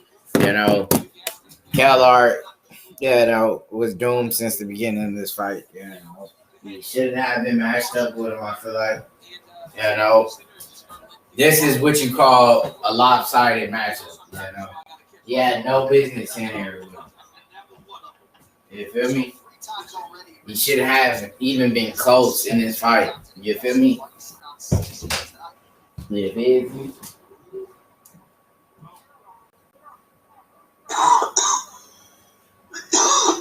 So we could safely say that Ricky Samoa's going to get the decision right now. You said what, nigga? So we could safely say that Ricky Samoa's going to get this decision right now. I mean, Ricky Simone dominated this fight. It wasn't even close. Yeah. Keith Peterson is your referee.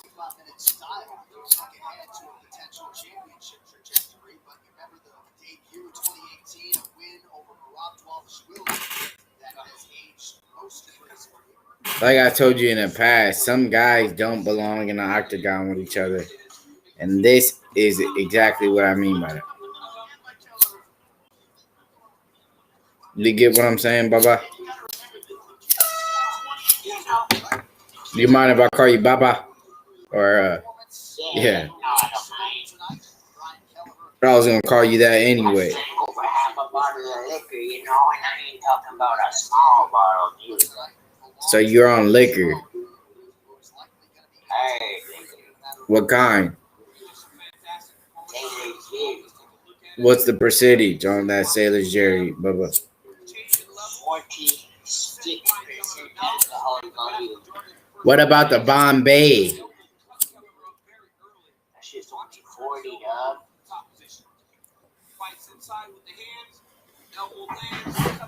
So you're not a, 6 extra percent. You know why? Because I'm in the 6. so you're not a Bombay guy. Any motherfucker from the 6 think they gangster, motherfucker. I'm outside. You from where? What part? You know. I don't know. You know. What part? You know. So you're a wannabe, is what you're saying. And Tobaco representing, dog. Is that blood or crip? You know, we cripping it, dog. You a crip? Ladies and gentlemen, after No. 3 rounds, we go to Yeah. for decision. All 3 judges scored this contest 30-27. The winner by unanimous decision, Ricky Simone. Ricky Simone. Ricky Simone's the best. Clean wall-to-wall effort out of Ricky Simone tonight. A lot of mutual respect between those two combatants, but You remember when he got his ass beat by Faber? Daniel, I thought it was interesting when we sat down with him on Wednesday. He was bemoaning the fact that he no longer gets to coach wrestling. So you finally do remember something then. He is no longer running, but he has got shapes into the center of the table on this mixed martial arts career. That Filipino guy, his coach looks like 905 Shooty. That's what's his name? Tyson Nam. Oh, Tyson. He does look like freaking 90. What's that? He look like he's exactly like him. He's a 905 Shooter looking at it. Tyson Nam and him look like they could be brothers. Got a win in mid-January. Or like, yeah, related. By Arm Triangle, went straight to Vegas to get his medicals done. And he cashes in on the quick turn tonight as a minus 250 favorite. Ricky Simone, a winner over Brian Keller. Yeah, he did a really good job of just really dictating to Brian Kelleher what he wanted to do. Never allowed Brian Kelleher to fight on his terms. He danced Ricky Simone's dance. And I mean, the ground and pound, the beautiful timing on the shots, the takedowns, the cardio, the pace, the pressure, there just weren't any negatives. I mean, if you got to grade him extremely tough, I guess you say he didn't see those front kicks, but if I'm Ricky Simone's coach, I'm okay with every part of that performance. And So I am here with the winner, Ricky Simone, in a dominant performance. Congratulations, sir. That was really you at your relentless best. Ricky Simone looks like he could be like part Native American or something, eh? Who, Simone? Yeah. Kind of like a does.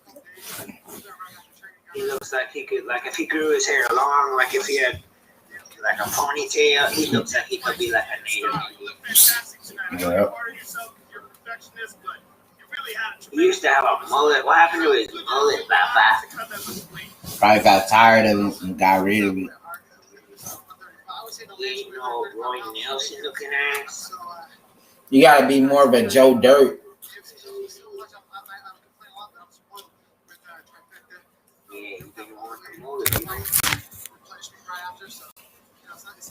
Roy Nelson had the hardest mullet ever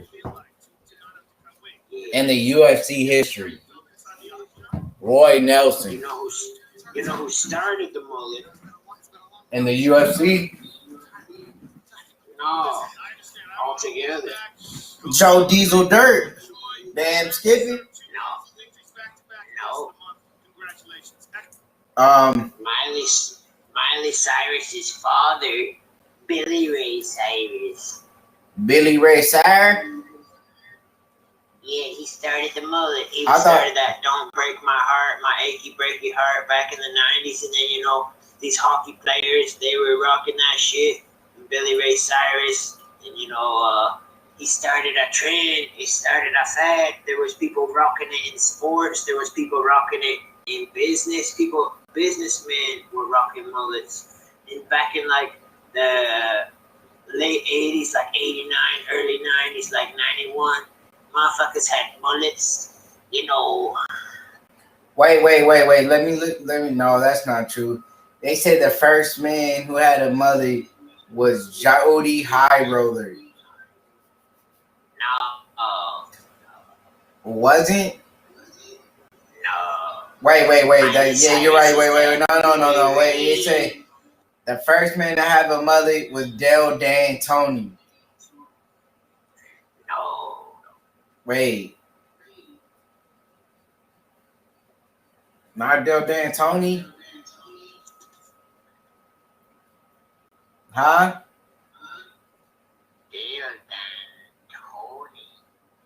Do you know what that is? The same. Jody High Roller Rick Raff, you know. No! Del D'Antoni's Del D'Antoni. Jody High Roller. Riff Raff. You feel me? I don't know. Now you don't know. You should slap yourself. You hear me?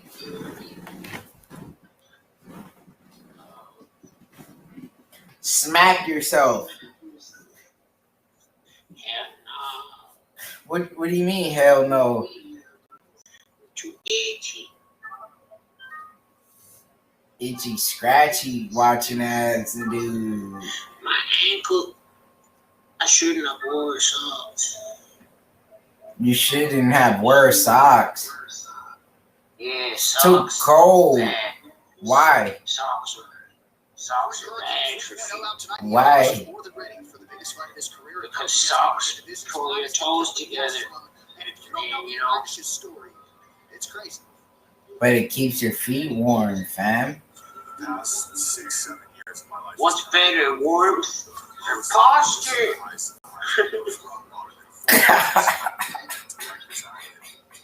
years later, fighting at Dana White's Contender Series and getting my UFC contract.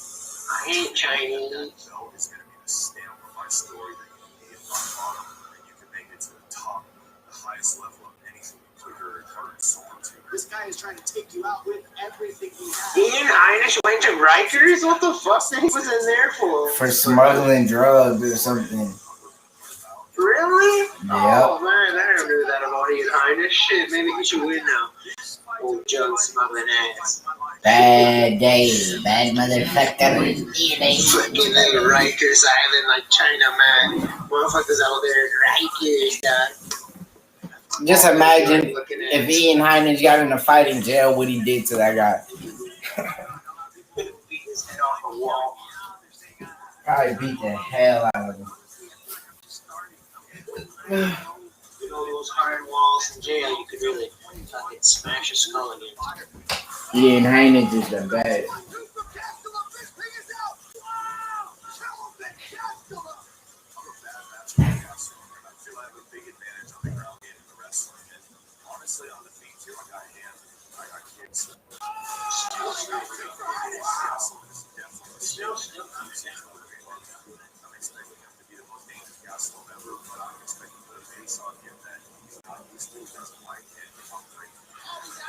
What a finish by the Hurricane. I've seen Ian break people, with his condition. He keeps a very high pace, but I'm ready for all of it. I'm ready for everything that he brings to the table. And I want to prove how many more levels I am above him. I want to make a statement. I am here. I'm here to stay. Fuck Rikers. I'm still going gas to them. You know why? Weed. Motherfucker, fuck coke and all those other drugs, oxys and all that shit. This smuggling ass. Motherfucking weed's where it's at. Kelvin Gaston, he's gonna smoke, he gonna eat, and he gonna fight. That's a real motherfucker right there. Kelvin Gaston, he's gonna eat, he gonna smoke, he gonna fight, he gonna throw the right, and he gonna go out there, he gonna get it done. Yeah, Heinisch is too stiff. Too short, too inexperienced. Kelvin Gaston, remember how many fights he's been in, he's been around the block, and he's back again, he's ready to do it all over once more,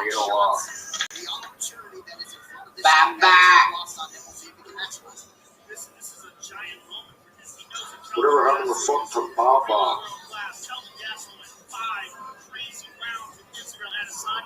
Knocked out Michael Bisping. Knocked out Tim Kennedy. Kelvin Gaston's the real deal. Heinisch knows this is a tremendous challenge, and if he can put a stamp on Kelvin Gaston to get that W, this is absolutely enormous for his career. He's the big Whatever man. the fuck happened to Baba? Kelvin Gaston has fought successfully at 170 pounds. Heinisch is not making those out. He's just a much bigger man and known for his conditioning, which is something that Kelvin has struggled. Yeah, at times he says that very aware that Kelvin has struggled with big, strong wrestlers. That's exactly that. A big, strong wrestler. Said though that he wants to get a first guy to knock out Kelvin Gaston. Because as the champion, Heinisch.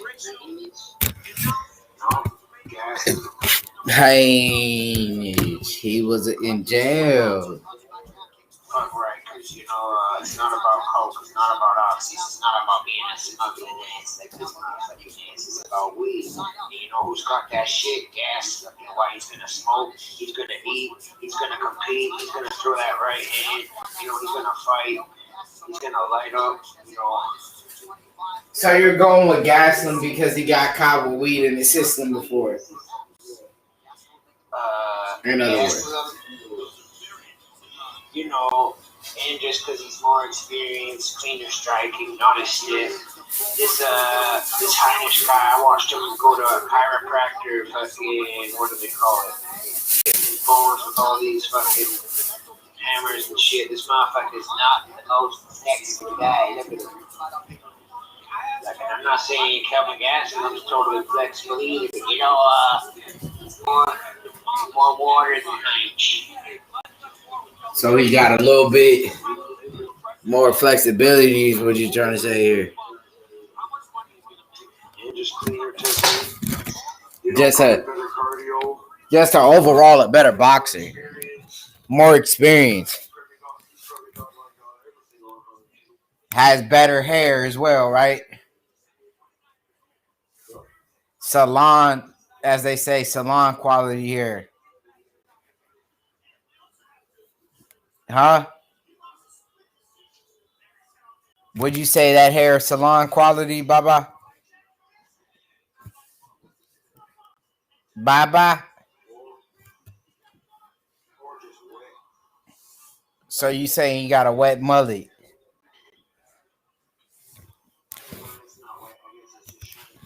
It's just shiny, huh? This guy, yeah, no. To win by the third leg of their 2,500 parlay. If it hits, they would pay $32,000. Hey, DraftKings Sportsbook. Bovada. I think DraftKings, you can't bet on individual fights, fam. You gotta put a roster together. Well, there's a thing on the screen there. They said if the one guy wins his $2,500 bet, he gets 32 grand. Seems pretty good to me. Let's see, maybe DraftKings switched. I don't know. Maybe I should download it again and start betting again. DraftKings. And Gaslam's a lot shorter. And Gaslam's only like 5'6". Fam. No, he's like 5'6" on his best day. Chad Mendes is 5'6". That little guy, what was that? Jordan Stevenson, maybe 5'6" instead.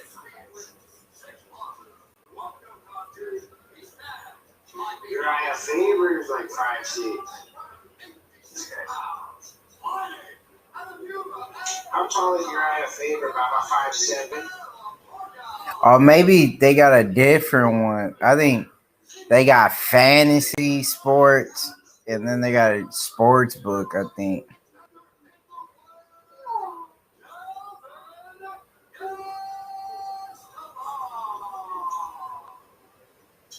Calvin Gastelum gets his butt spanked. I ain't into the prisoner. The prisoner wins. Too great. Street. Yeah. Streets are rougher than a fight. To have nobody in Rikers, he's a punk.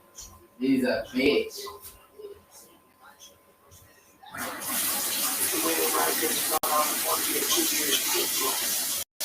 Should have done 4. He should have scrapped it.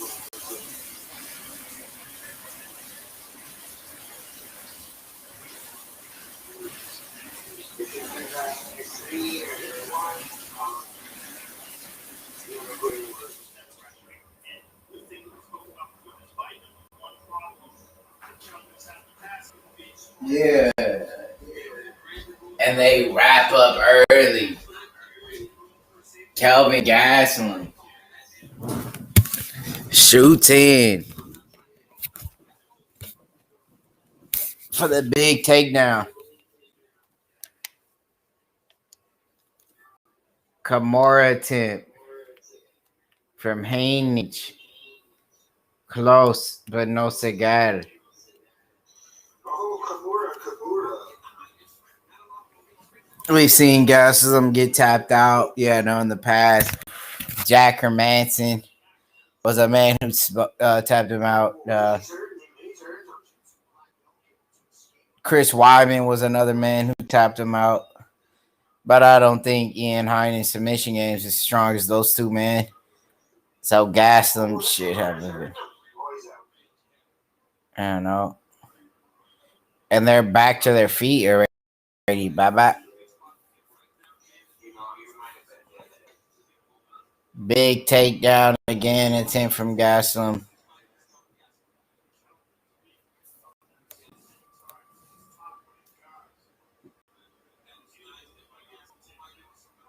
Wow.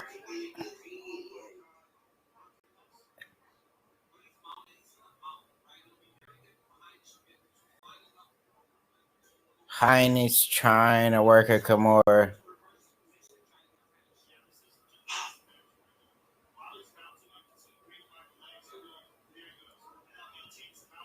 And now he's on top.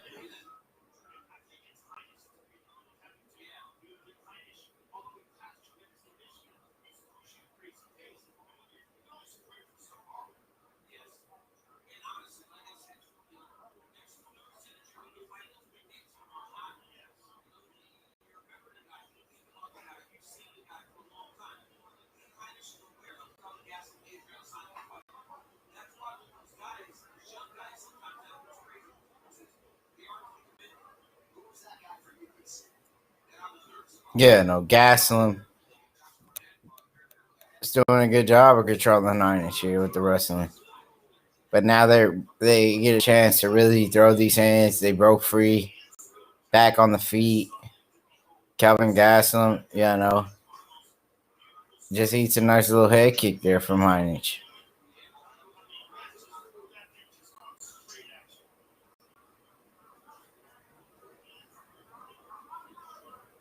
And this is the biggest fight of Ian Heinrich's career right now.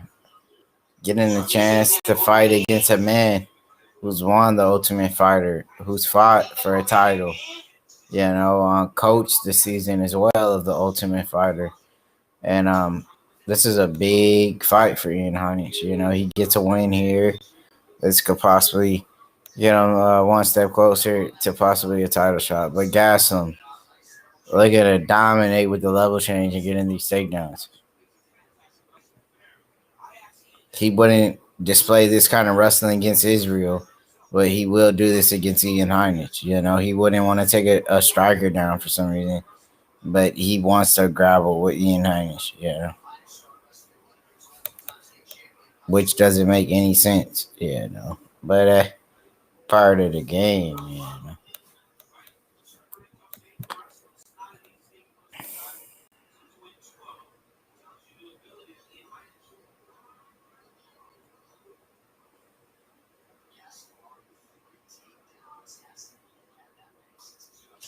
Body kick from Gaslam.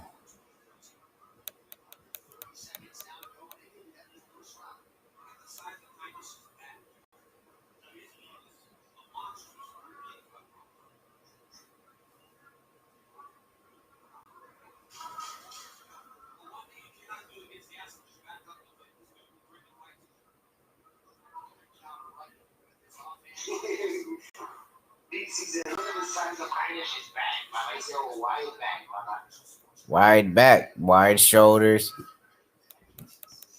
That guy you possibly. That's what DC said. Look at the size of Heinrich's back. Shit.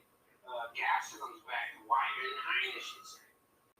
Yeah, wider, but Heinrich more muscular.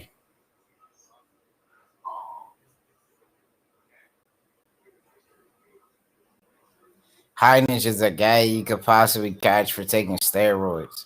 Wouldn't be surprised. Yes.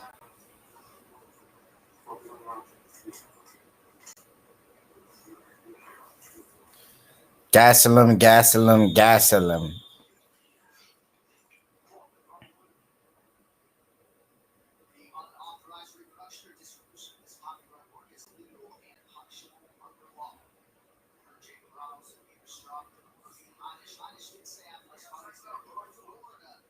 And here it is, round 2, middleweight fight. We got the co-main event coming up. I feel like this fight should have been really the co-main event. They disrespected Calvin Gaslam by putting those girls, in that main event spot. Gaslam, I felt like, is more worthy of being the co-main event. What really has Macy Barber done to get her at the co-main event spot over a guy who's won an Ultimate Fighter, a guy who's coached the Ultimate Fighter, a guy who fought for the title? They disrespected him, and that's why we're having a lackluster performance here from both men. Sometimes you wish you could just fast forward to the main event, Oh, nice knee by Haney, but left himself open for the big takedown.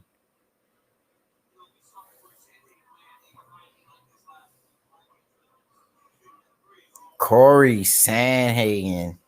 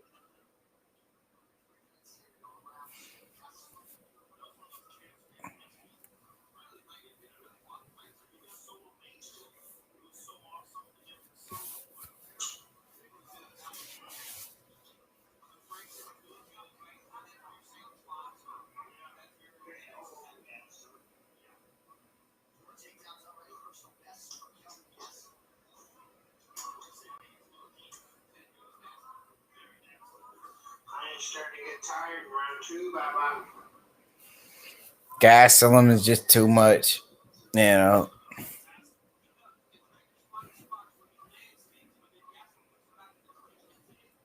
Gastelum is just too much for everybody. He's too much of a dog.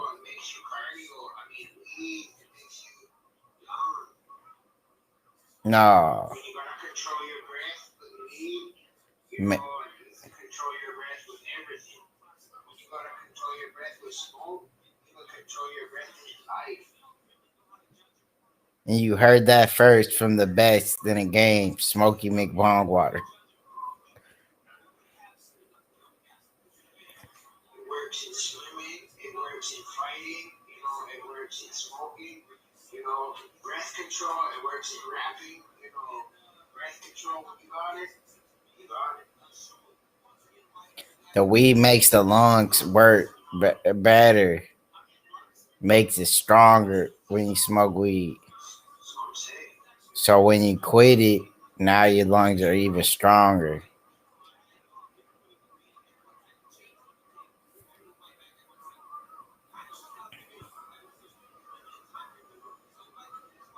The weed is the best. Shout out to Devin Haney Jr. You feel me?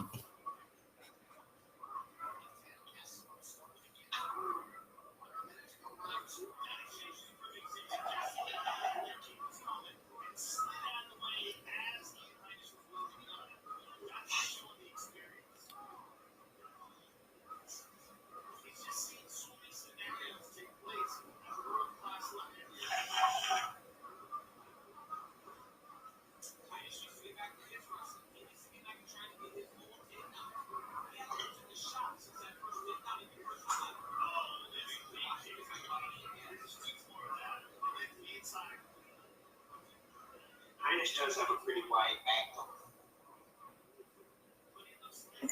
though. Gaslam's fighting like a pussy. But you can't call it wide back though. Muscle back. He ain't Shane Burgos. Nobody's like Shane the Back Burgos. Shane Burgos' nickname is Back. That's what they call him. Shane Back Burgos. That's all he is. That dude's back, man. It looked like the dude just lives doing pull-ups. That's it. It's hitting in the back every day, back day every day, 7 days a week, all back exercises. That's it. No arm day, no leg day. Back on Monday, back on Tuesday, back on Wednesday, back on Thursday, back on Friday, back on Saturday, back on Sunday, and then continue every day. Back to back to back to back to back. Get that big, broad back. Wide back. Kelvin he ain't got the back like Burgos, man. Shane Burgos live in the gym just to hit back day every day. What about what about this? What about that? 7 days a week. Let's go.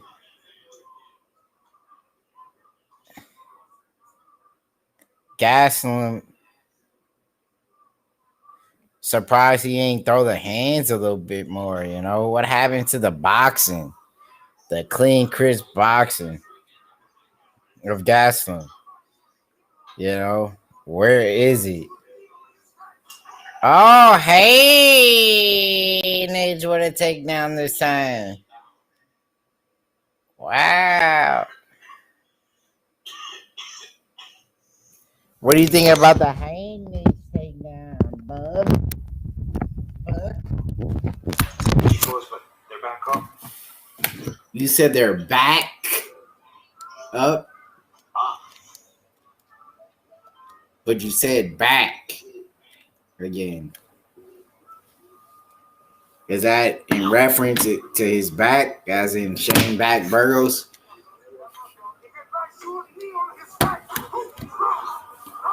No, the street's not working. No, it didn't. Shane the Back Burgos will be back. Yeah, no, who's better than Shane the Back Burgos, Baba? Do you know anyone? What a wider back than Court McGee. Huh? No, he didn't.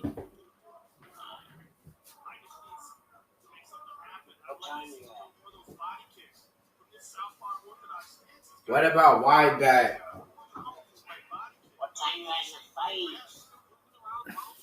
Huh? 253.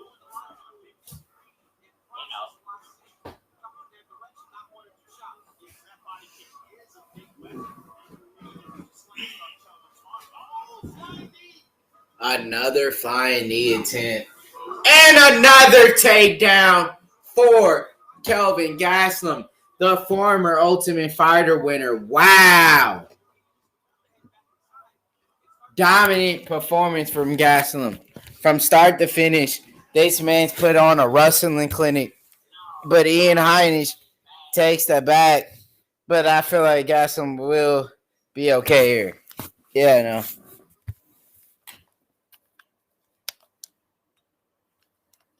I don't think Heinisch Jiu-Jitsu is going to be able to get the job done here for against Gastelum.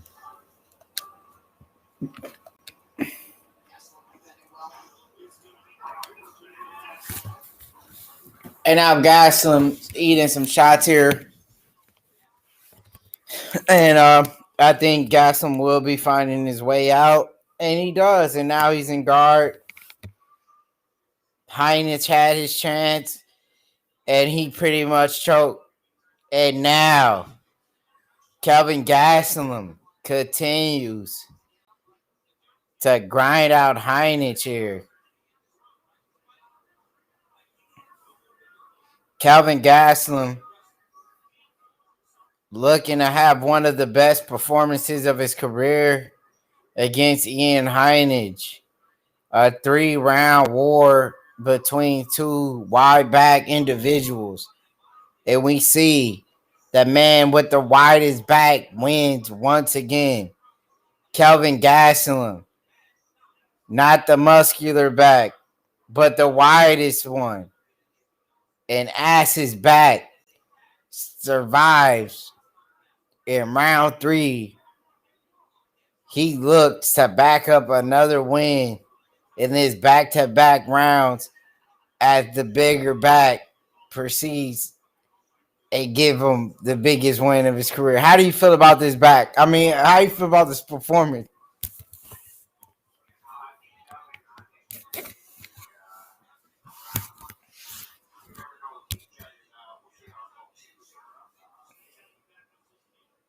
Do you feel like the wider back got the job done?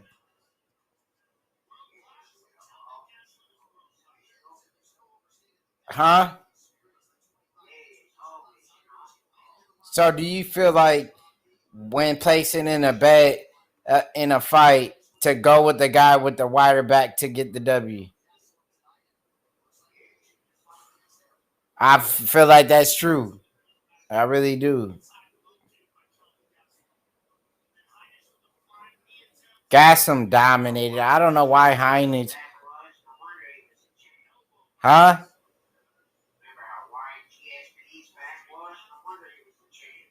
Yep. Randy Couture, Chuck Liddell, Tito Ortiz, Frank Mir, Brock Lesnar, all the guys with the widest became champs.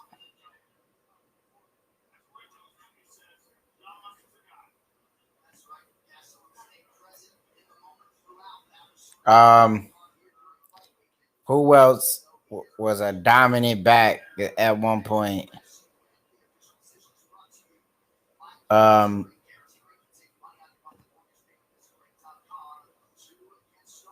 What about Daniel Cormier? Super. That's an extra wide back.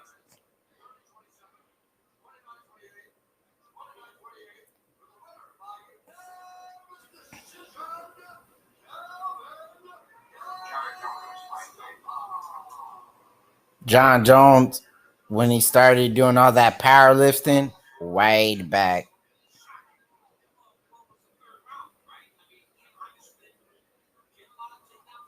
Michael Bisping, way back.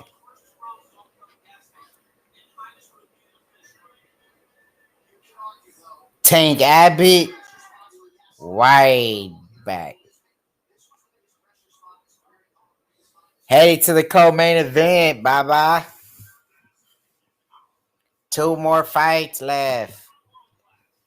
Co-main event, main event, time for Usman, Gilbert, Burns. Or no. Burns or Usman, bye-bye.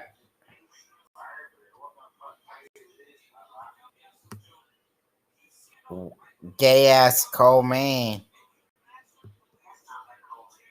That is.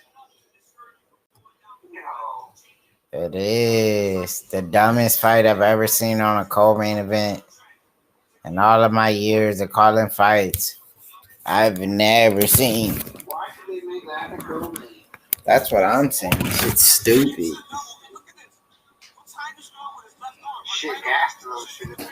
Exactly. A guy who fought for the belt at one point. Gaslam just threw the guy around like a rag doll.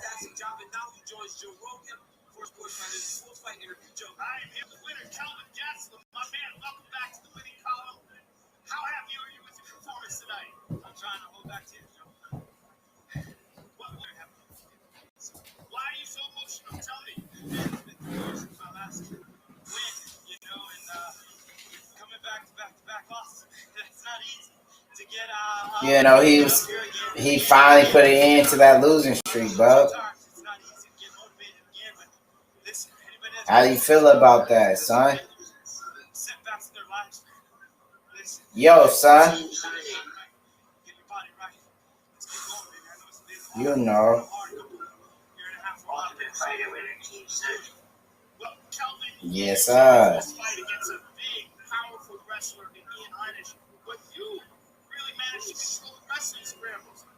Some fantastic moments on your feet. I mean, this was a real championship caliber performance for you. You look like a real veteran.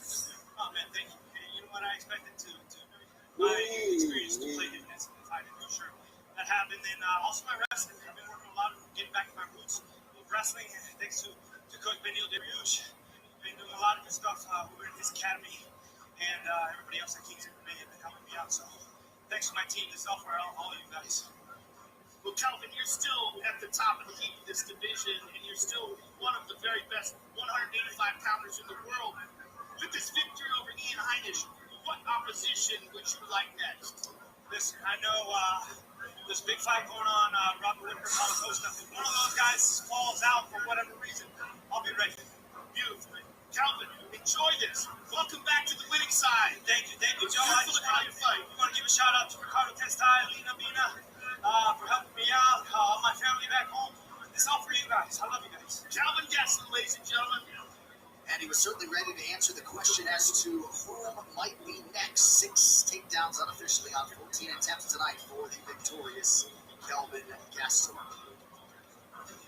All right, co-main event is upon us. These locker room shots are brought to you by E3, the official protein snack of UFC, and with more on the co-main, here is Megan O'Leary. Thank you, John. Well, after a year-long layoff due to a torn ACL, Lacey Barber returns to the octagon and continues her quest towards becoming the youngest champion in UFC history. Barber told me this week she feels better than ever, having the time to really rest and heal her entire body. And while she took a year off from fighting, she says, don't worry, she will not take a year off from training. Her opponent tonight will be Alexa Grasso. Fighting out of Mexico, Grasso knows boxing is her biggest strength. But after adding some new wrinkles to her arsenal, Grasso's now extremely confident in all areas of the game. Lots on the line in this women's flyweight matchup tonight, John. All right, Megan, nicely done. These fight odds brought to you by DraftKings, playing free UFC 258 rules on DraftKings for your shot over $10,000 in prizes to weight down the app. Use code UFC when you sign up. DraftKings, you can bet on. Again, this price is held pretty firmly. Two-way action. Grasso was a slight favorite at the beginning of the week. She is a favorite entering this one tonight against the future Macy Barber. Well, Mexican boxer Alexa Grasso's got a lot more than just hands. We'll see if she can put it all together tonight against the returning Macy Barber, who is intent on showing Grasso in this division. The future is now. A serious knee injury put a momentary halt to the rapid rise of Macy Barber in January of last year. But after rehabbing and getting back to work, the future is still determined to reach the top of the flyweight division. And that quest continues tonight in earnest against Alexa Grasso. Well, I'm expecting a very exciting fight. We both are very aggressive athletes. We always go forward, and we're both very technical. Tonight I'm fighting Alexa Grasso, and you can expect a brand new version of Macy Barber. Super excited to be out there. Everything that I've achieved over this last year, physically, mentally, we're 100% ready, and I'm contending. A ferocious finisher who has already stopped Hannah Cyphers, J.J. Aldridge, and Jillian Robertson since migrating to the UFC from Dana White's Contender Series. 22-year-old Macy Barber expects to be better than ever in 2021. And with a win tonight over Alexa Grasso, she will send a statement to her divisional peers that she is back in a big way. The mission to UFC goal has not changed. You know, the year off has been a year off from fighting, but it hasn't been a year off from training. So we're still on the same track and the same path towards title. A pioneer for women's MMA in Mexico, Alexa Grasso took some time to get her footing in the UFC, but wins over Carolina Kovacevic and Ji-Yeon Kim, and a move to the flyweight division and the Guadalajara native where she wants to be, as she looks to become the first fighter from her nation to strike championship gold in the UFC. To be the first Mexican champion for me will mean the world. You know, I've been working with my teammates and with my coaches so hard for this. We started from zero. Velasquez, the first Mexican champion. So it's amazing for us to be here. And the UFC, she said she wants to be the first Mexican champion. I guess like maybe out of Mexico, because you know, Cain Velasquez is more like a Mexican American. Like he's from America, but he's Mexican. Yeah, you know. Here is the 27-year-old Mexican Alexa Grasso, 15th ranked flyweight in the world, making the walk for her 8th UFC appearance. She's worked hard on her wrestling, hard on her jiu-jitsu. She says, I got takedowns, I got ground control. I'm ready to put it all together tonight. But Joe, my biggest takeaway from our video So bare knuckle, when do they come back? From the fact that she has grown into this elite fighter, slowly leaning on Mexican When your boy Bobo Bang ain't gonna fight.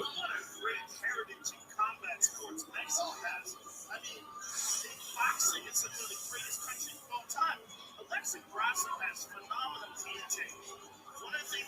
about watching her fight is how crisp and clean her punches are. They come straight down the pipe, and she follows them up with kicks very nicely, both the front leg and the back leg.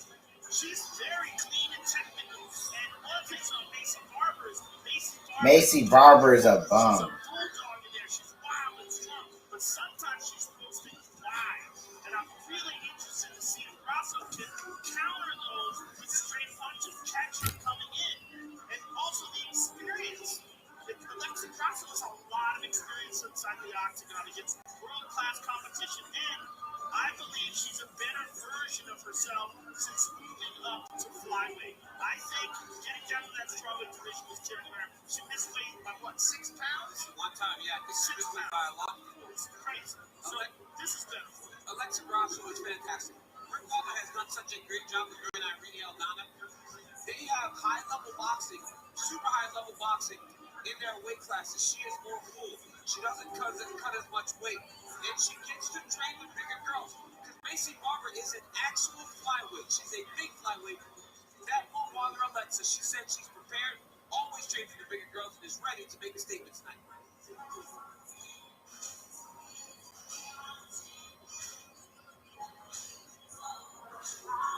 Well, she's been smiling all weekend. It's easy to see why. Macy Barber, number 10 in the world at present, 5th UFC appearance. But Daniel, first since UFC 246, when she bound her up. Yeah, no.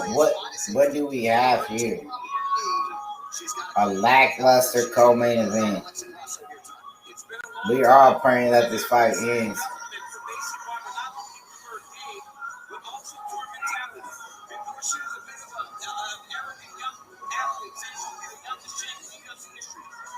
Yeah, no, we're all praying for a quick finish. Yeah, no. Get right to the main event. Yeah, know what I mean?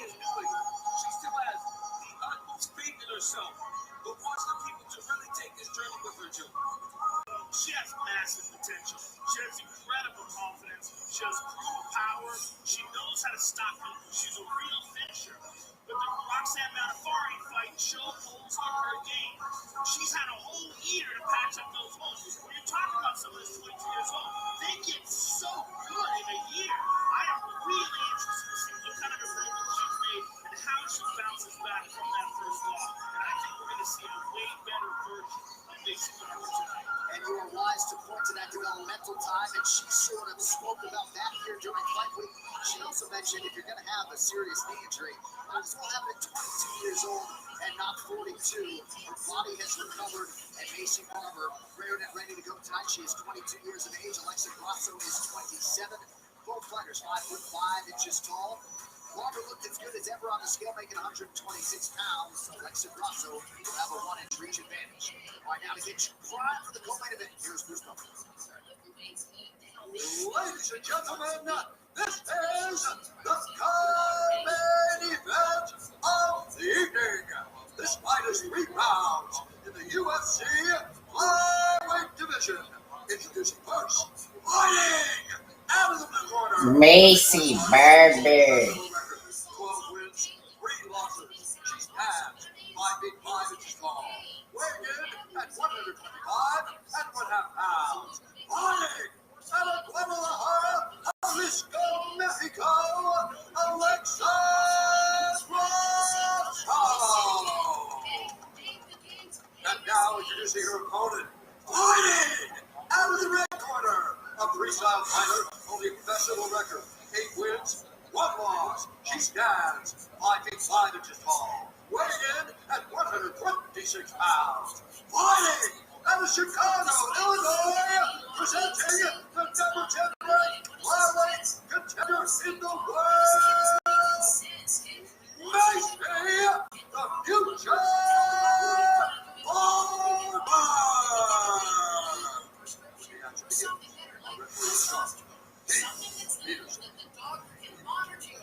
No-nonsense confusion on referee. Co-main event is here. Ariane Celeste is in the building. Thank you, AC. Alexa Grasso, -125 betting favorite. Emma, you're right. Emma, you're right. Fight. Tonight's fight is watched by Modelo Group for the... And here we are, round number 1 in the co-main event. Macy Barber taking on the one and only Alexa Grasso.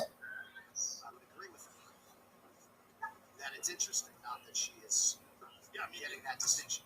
It's not out of line, but I'm interested. Look at the difference, though. Look at Macy and a lot of movement. Look at how patient and calm Alexa Grasso is. As long as they're standing, man, Alexa Grasso feels like she holds the advantage. As you said in the walk, Joe, she's so crisp, she's so sharp with her hands. She's striking, she feels she can go with anyone. This is where you will see if Alexa Grasso can fight at 125. When she's forced to clinch and wrestle with the bigger girl. In the clinch they go. Yes, she is.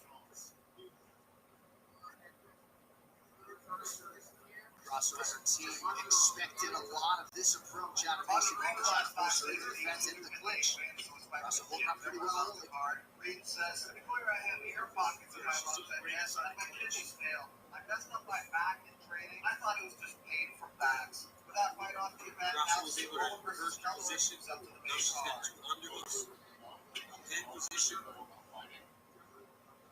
And look, she looks so strong in it, right? Alexa Grasso going up to 115 a couple fights ago. Her fighter was so strong when she's fighting a big fighter, Macy Barber. More than this size. I mean, she was killing herself. This is so much better for her. Yeah.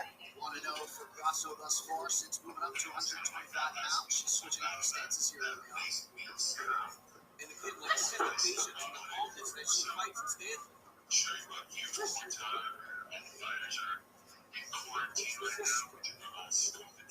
This young lady grew up in the gym, right? Look at that.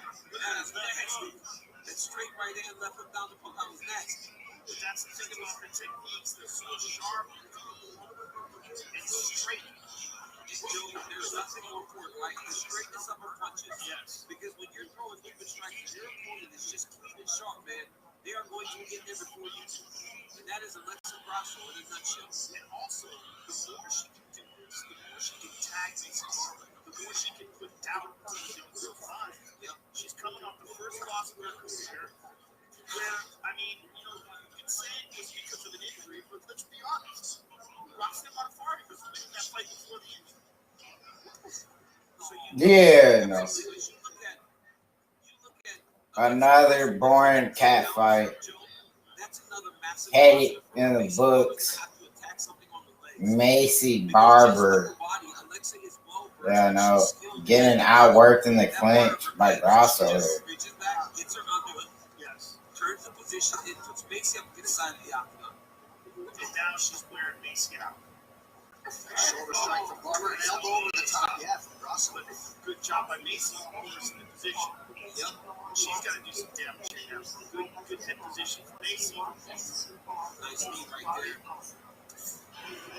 It's a huge fight right here. Absolutely. And a lot of the times,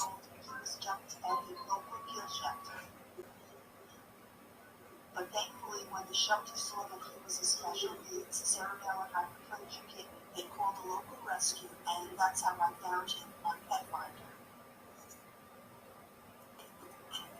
And I had been looking for a CH kid because I have a CH cat Donnie who has an enormous amount of energy, and most of the time regular cats don't want to play with them because they play so hard and they bite, but it's playground.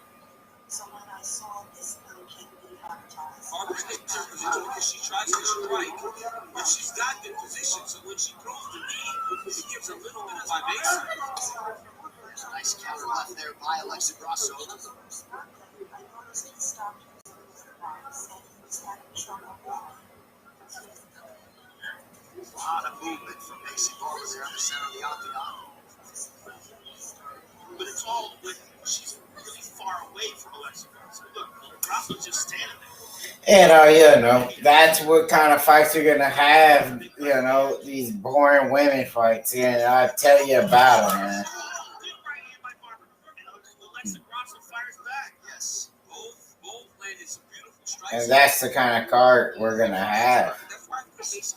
Back to back, performances like these could help you fall asleep during a card like this right now. positive for Mason Barber to land that right hand that she And that's what's going on here. Headed to the top for one more great fight. Yeah, I know. Macy Barber trying to pick up the biggest win of her career tonight. Yeah, no. Does she have what it takes to dig deep and pick up the big W, Baba? Serrano.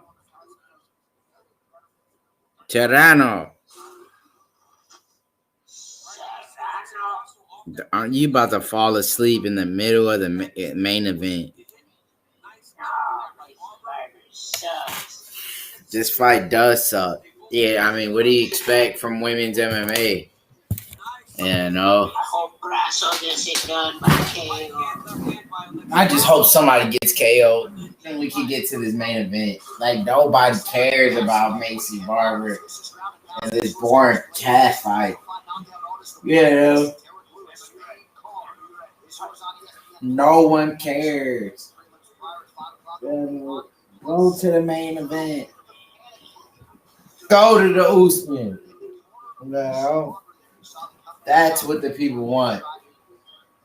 Not this lackluster, shitty co-main event in the UFC. They did not deliver with the co-main event. They did a horrible job with the matchmaking. They didn't do, I don't know, a good job here. Whack ass fight. You got what I'm saying? Whack.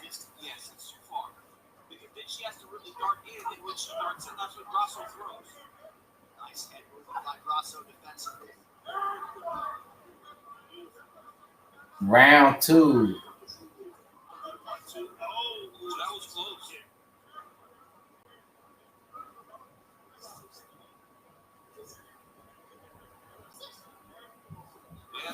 And now they pick up the pace, bye-bye. Trying to get the finish. But they can't. You know? Can they get it done? Grasso got a rack, they look like.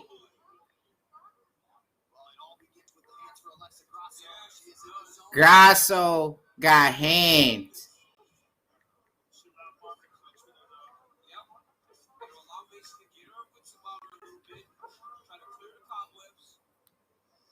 Macy Barber ties up.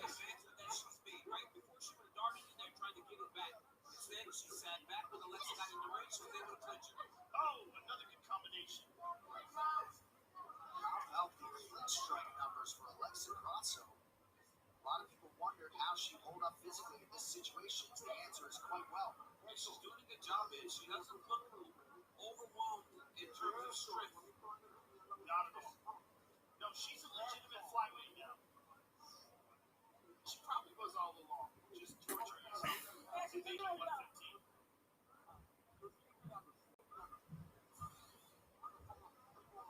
Like some sort of protest there for Alexa Grasso. Oh, nice knee to the body by Marcus. Yeah, no.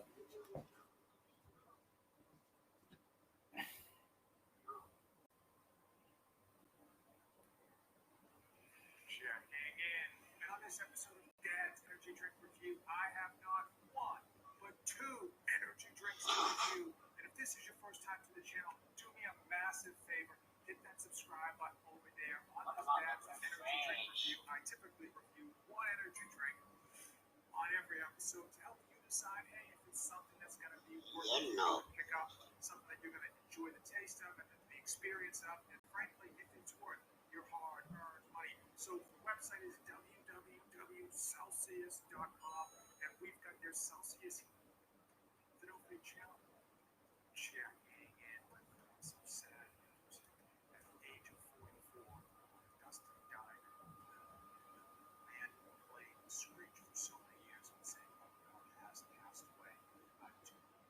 streets, Dave, fam. He was only 40 something years old. Thanks in part to all of you hitting that subscribe button. So today I thought it would be a good chance to slow down, take a quick step, and thank all of you for being subscribers. Thank you for sticking with me on this long journey, and honestly, just give you an update of where this channel is headed, what you can expect going forward, and I want to do a quick review of Candy Apple Crisp. So quick flashback for those of you who have subscribed for longer than 6 months. You know that for the past 6 months, I have been doing a video almost every day, just gangbusters in terms of just releasing content. And I have. So how do you feel about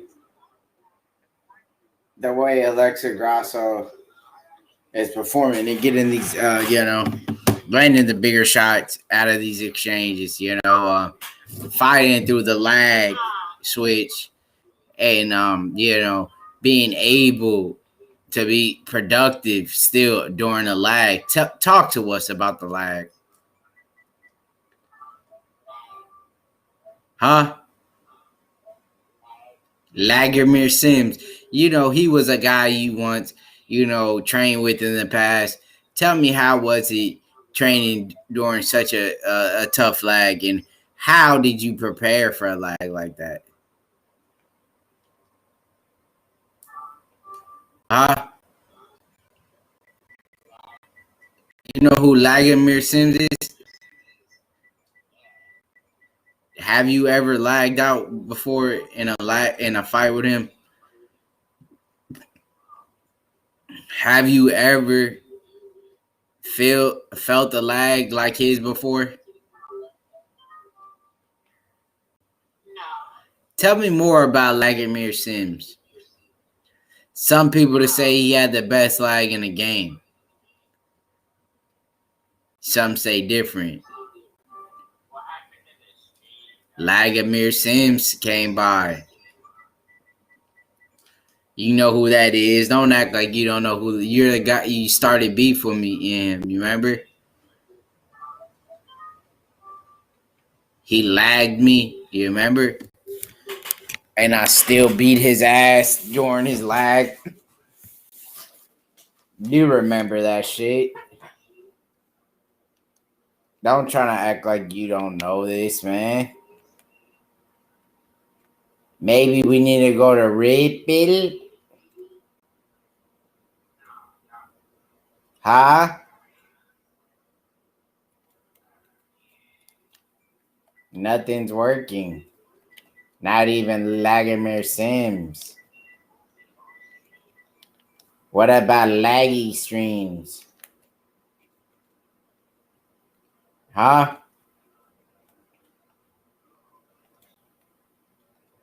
What about your boy Lagermir Sims?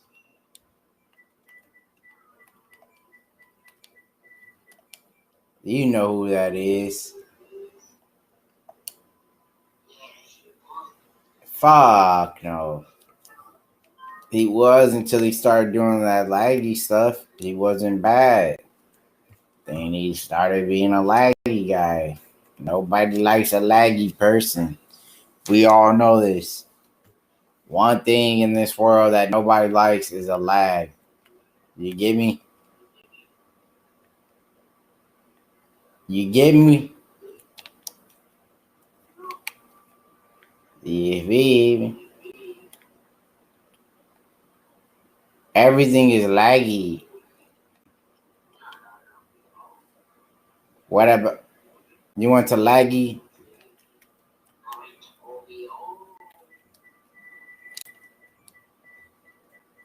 Laggy lag. OVO works.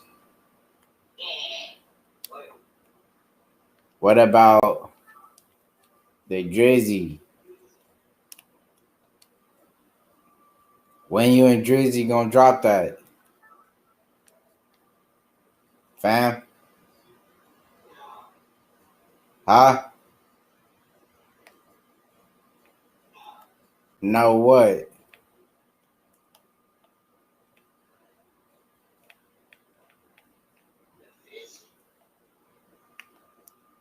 What happened to Fousey Tube and Bradley Martin working out? Huh? Bug. Lately, we've all experienced more inside our home, and our homes can experience. Bug. Call us anytime, because we've been here all along. Yo, Bug. Whatever happened to Fousey Tube and Bradley Martin? Why everybody makes like 2 or 3 videos with Bradley Martin and that's it? Fam? I don't know where. That's why I asked your ass, nigga.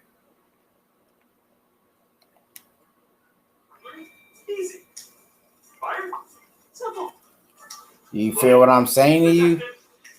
All connected to 24/7 professional monitoring. You feel me? That kind of security really lets you real. Lagomir Sims going on. OVO is whack, man. I don't know what's up with that crap, man. You feel what I'm saying? I said, you hear me?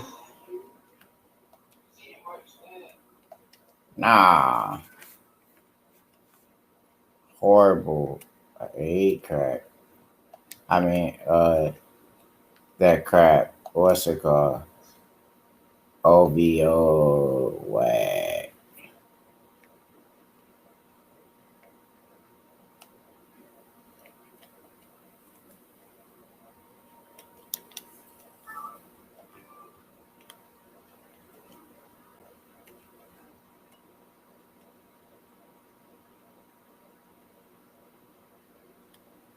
No, nothing's working, dog.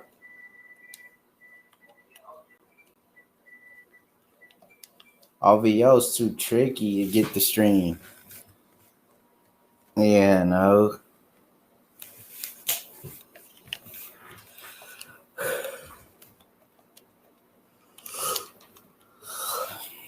Yeah, no.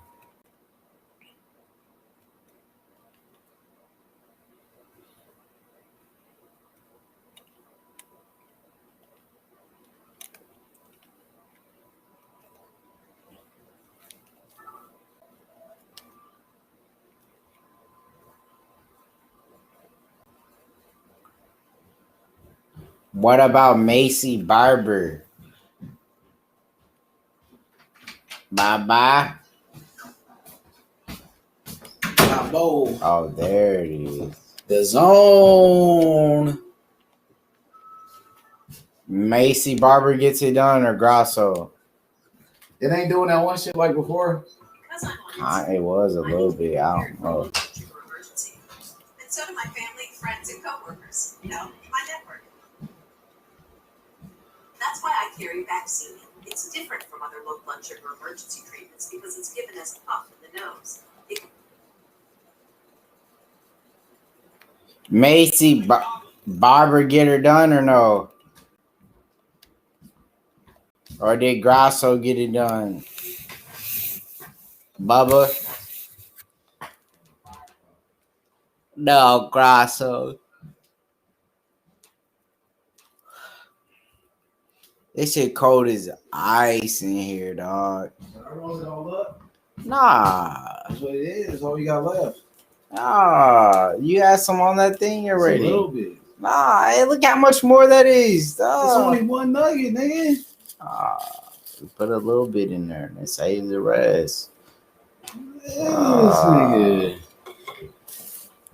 What about tomorrow? Huh? This and you're trying to just this. OVO streams be messed up. What's up with crack streams? Like, dumb, man. This shit cold as ice, huh? You got a heater, don't you? One of those little heaters? Yeah. You ain't doing shit. Oh, it don't even matter if it's on or not. You just want to say this shit? Hey, use some of it in there to make it So alright. one more, that's it? Hey, you smoke, we smoked one. So you can make that into two. This nigga got enough for two right there. Huh? You can make two out of that. This nigga. Man, this is the coldest it had ever been. This shit colder today than yesterday, huh? Probably around the same. Nah, I think today is colder.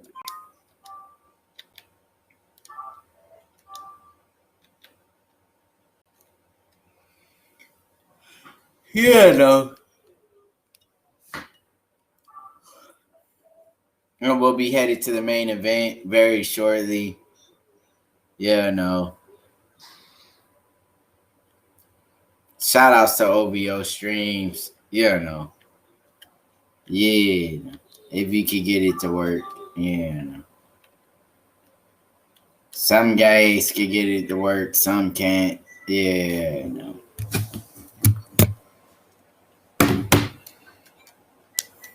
That's just part of the game. You win some, you lose some. But you live to fight another day. Yeah, no. Ain't that right, Smokey? Smoke. Guy fell asleep in the middle of the main event. Poor guy. Poor guy. Told you not to drink too much rum before the fights, man. But did you listen? No. Now look at you. Can't even get up off your back. Drunk like a sack of potatoes. You know, just overall faded. Never seen a guy in my life that drunk. You know, hats off to him. He'll be back. He'll start drinking again. That's just part of the game. Yeah, no. So let's give it up. Yeah, no. For that guy. The guy that drinks the best out the West. Yeah, no. No one could drink like him. Yeah, no. I bet my last dollar on the line that this guy outdrink anyone, anywhere, any place, anytime. Steve will do it. That's a challenge. I'm going with Serrano. Yeah, no. For the first round pick when it comes to liquor drinking. No one's better. But Alexa Grasso picking up the big W. Being victorious here tonight. Headed in, you know, to the main event. The moment of truth. You know, the moment we all been waiting for here. You know. Yeah, it's about to start. They about to. It's probably gonna be like another 5 minutes before they fight. 10 minutes. The main event. Headed in to the biggest fight in the welterweight division right now. We finally made it to the main event of the evening. You got two former training partners finally settling the difference here tonight in a great card here tonight. Yeah, no, and here we are. Yeah, no.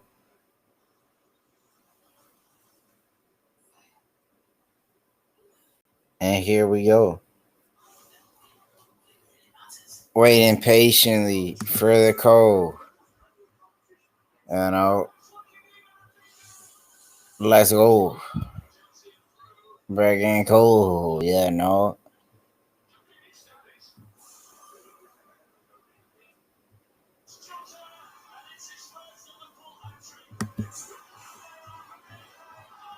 And yeah, no, this is how it goes, man.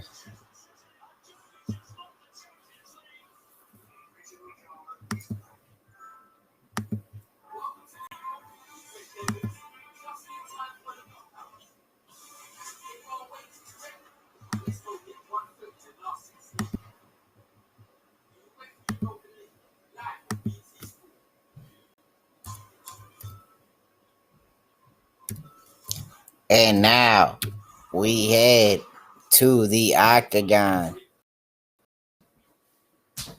for the main event.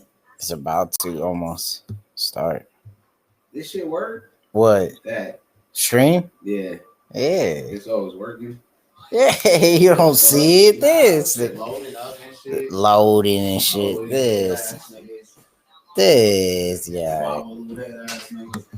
Babalu Sabra looking at. Yeah, no. What's trending now? The main event. Yeah, no, that's what's trending. Yeah, no, the moment we all been waiting for. The main event. The main card. The main thing, you know. And here we are. Everybody's been waiting for this moment to see who's the baddest man at 170 pounds. Is it Usman? Is it Gilbert? We're gonna find out here.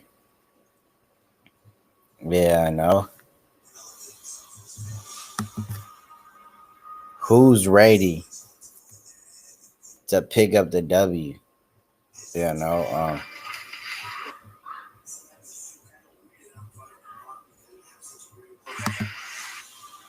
who's winning to dig is deep is Usman.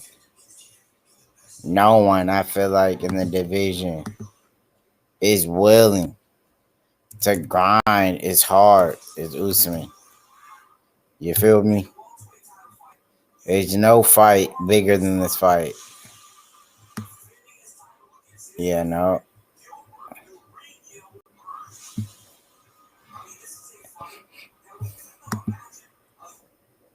One of the greatest fights at this day and age that we have to see, you know.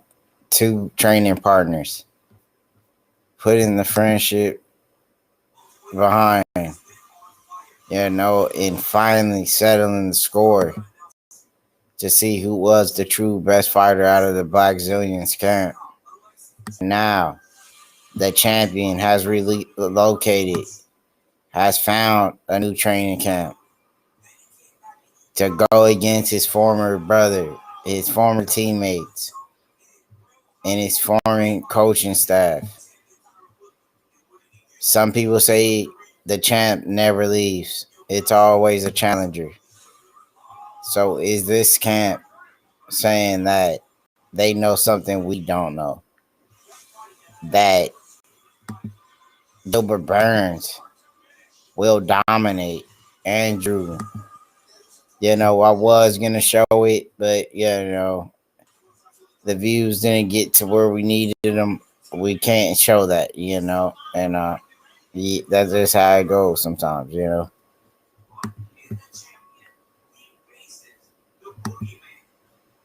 Now the boogeyman.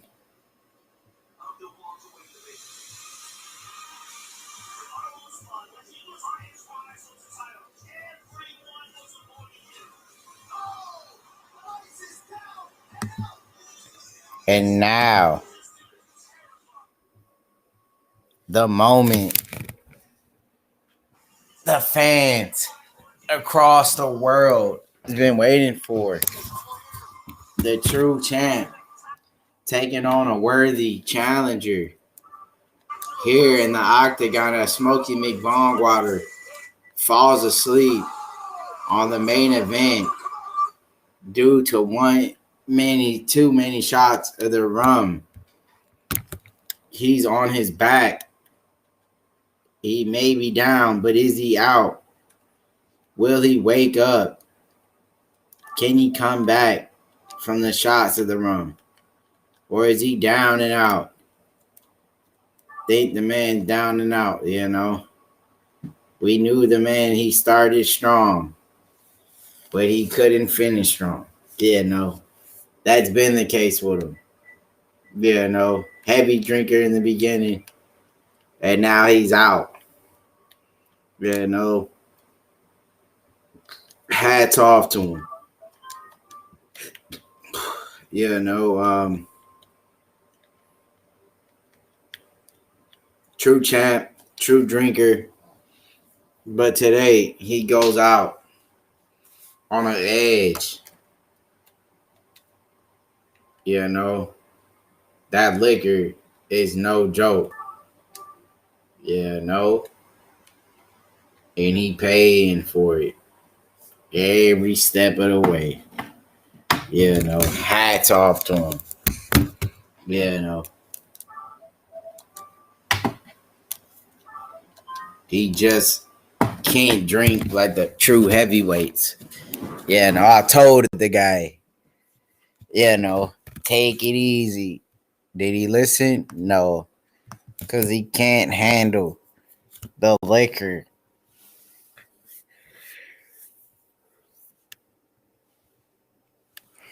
And now he's out for the count.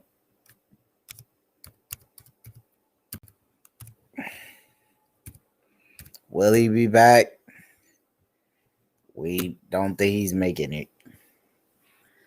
So, Gilbert Burns getting prepared here. Usman getting lined up. They're ready to go to war. We're ready to go to war. This is going to be awesome. You know. And now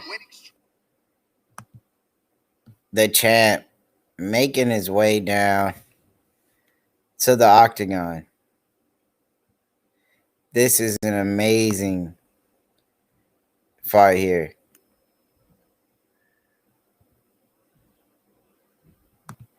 But can Usman get it done like he's done over and over and over and over? That's all we know from Usman. Domination. Getting it done every single time. You know, as it look, nothing but to be a champ. Yeah, no, and now Usman walking down with gold around his waist. The true champ, the people's champ. And some people saying Gilbert, he hits harder. He packs a lot more power. Gilbert, his striking is better. He has great submissions. He does this. He does that. But let's see. It ain't about what you guys did when you guys were training and sparring. It's about the real fight, the real deal. That's when it matters, not in training. You feel what I'm saying? I've been doing this before. This shit was fun. Before, it was cool. I've been doing this from the heydays, the Randy Dandy days, the Tim Sylvia days, the Frank Mears, the Mark Comans, the Tank Abbott's, those days. I was that guy. Not some guy, that just started watching the sport, You feel me? So what the fight? And that's just what their game has become. Yeah, I know. Tap my nigga JC in this motherfucker. Nigga, the fight is where the fight at, nigga? Yeah, no, lagging and everything is lagging. You don't got it on downstairs? Nah, nigga, what the fuck? Hey. I came here to see what's up with the fight. This What nigga. you doing? Now this nigga don't know how to get it going. Nigga JC in this motherfucker. Ken Shamrock, nigga.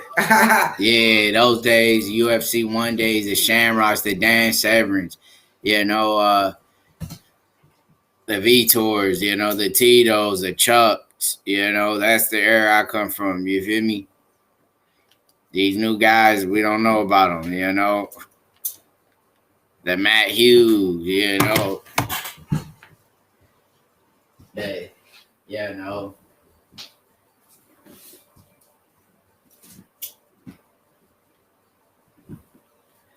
Where that damn phone at? This nigga. Losing his phone and shit. No, the phone is charged, ass nigga. And yeah, no.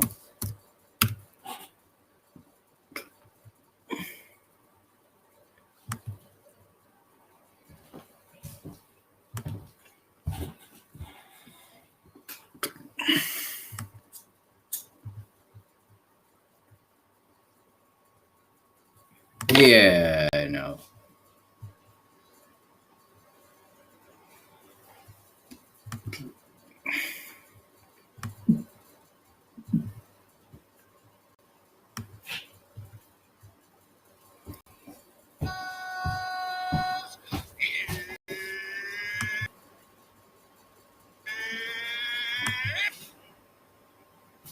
This nigga.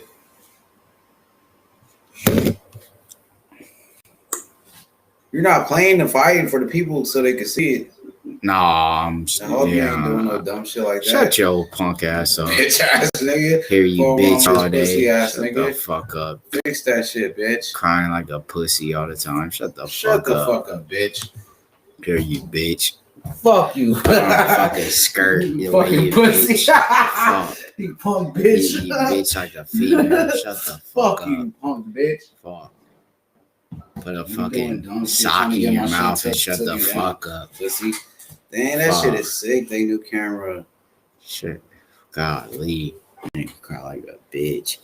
Thank God he shut the fuck up. Uh, UFC is sick Put a as fucking fuck, banana in nigga.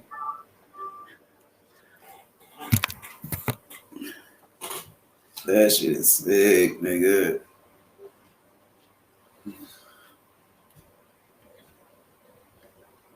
How this shit won't work on the PlayStation.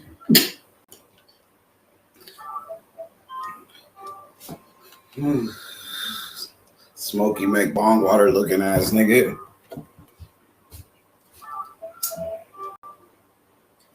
Yo, Gilbert Burns looking ass nigga. Yeah, no. Dang, y'all up in that nigga. Dang. They got beef. Yeah, that's what we like to see in a main event. Yeah, no. Good old fight.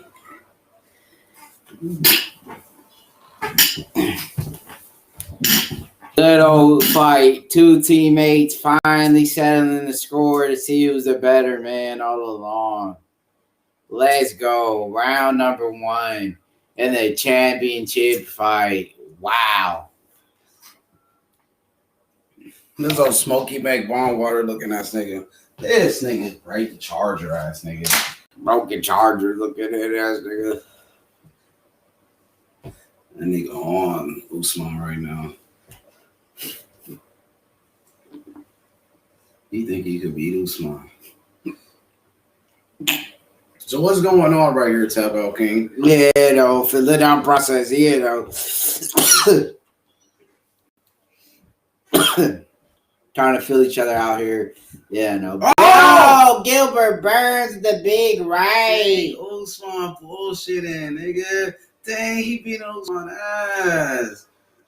Usman need to take him down. What the fuck? He gonna get knocked out. That nigga know he could beat Usman. Probably in sparring. He could beat Usman ass. Gilbert Burns rocked him. Oh, get him, Usman, to get on that don't want to nigga. get on top of him. He's scared of his jiu-jitsu, I think. Oh my god. Holy fuck. Usman bullshitting today. He started off to a bad fight. He should have done this nigga.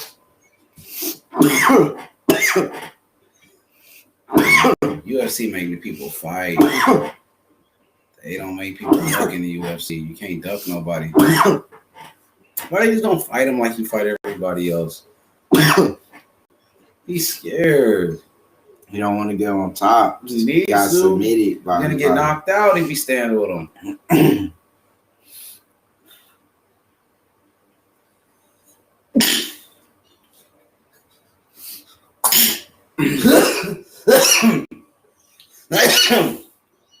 Usman bullshitting today, man. Fucking Usman. You gonna let him go. Yeah, there you go. Get on top of him. Do what you did to fucking Tyrone Willie and everybody else. Them niggas ain't got submission. They just wrestlers. So you think you're gonna outbox this nigga? You don't have hands, Usman. He's a wrestler.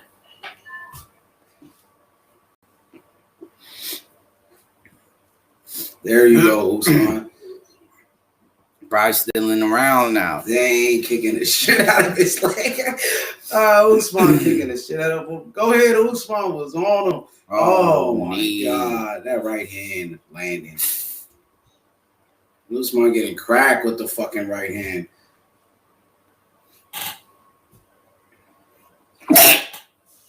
Jab. What time you at in the fight?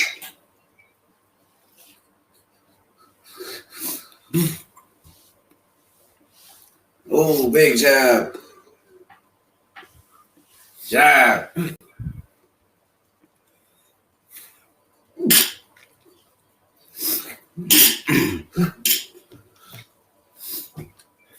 What are you watching this on? Yeah. Laptop.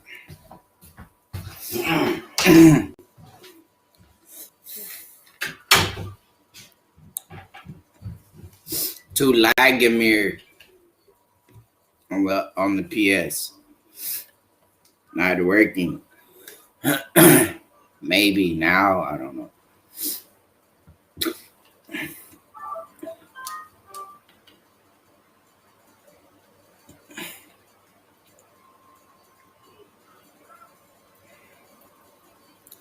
No, PS, no work.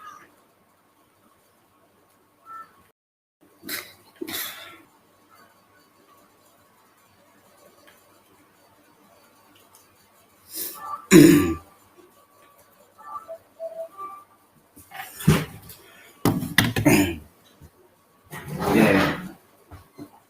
Kamaru lost. He was losing, but he got rocked in the beginning.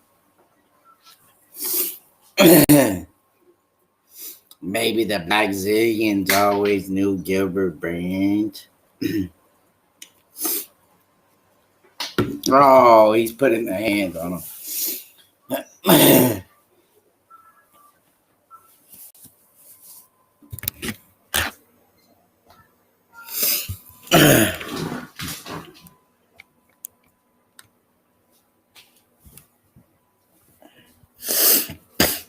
Big right land.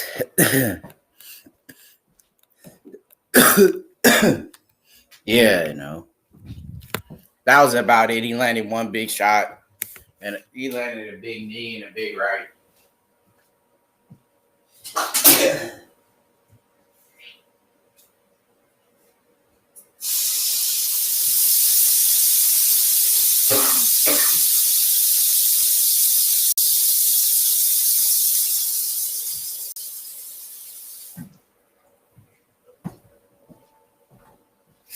we're headed in round 2.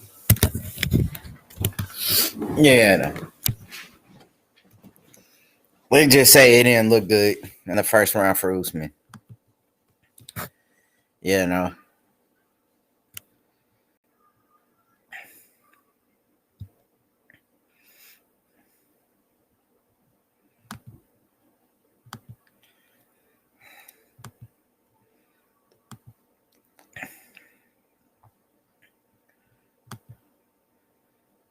And here goes round 2. Gilbert Burns continues to pressure Usman. And yeah, no.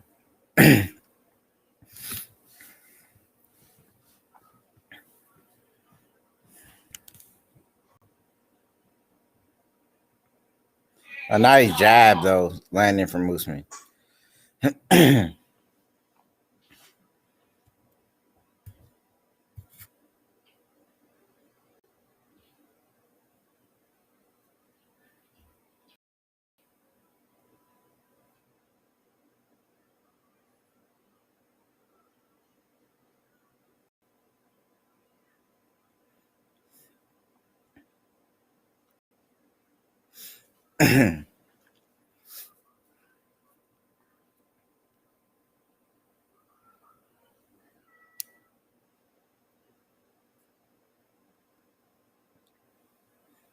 Yeah, no, nice body kick. A lot of kicks from Gilbert landing.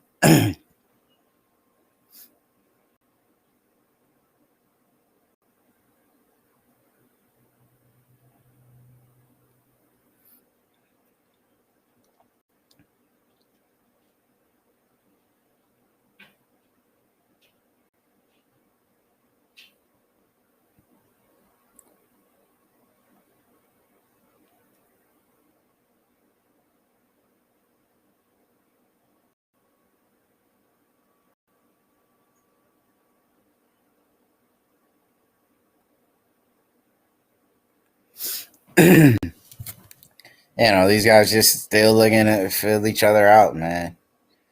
No big shots really landing round 2.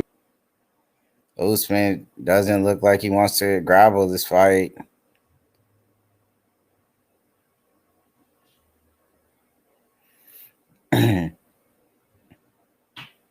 Oh, nice right by Usman lands. Drops Gilbert. Can Usman get the finish here? Wow. Another left hook. Usman putting it on him round 2. Wow. Usman stuffs the takedown. Gilbert Burns looks rocked. Can Usman score the finish here? Nice jab by Usman. Gilbert Burns' legs look like they're gone. Big right by Usman. Wow, what a fight this is going to be here. Wow, nice jab. Look like Usman's finally found his way home here. And he's landing the jab. Big head kick. Big right. Body shot by Usman. Gilbert returns. I mean, what a great fight.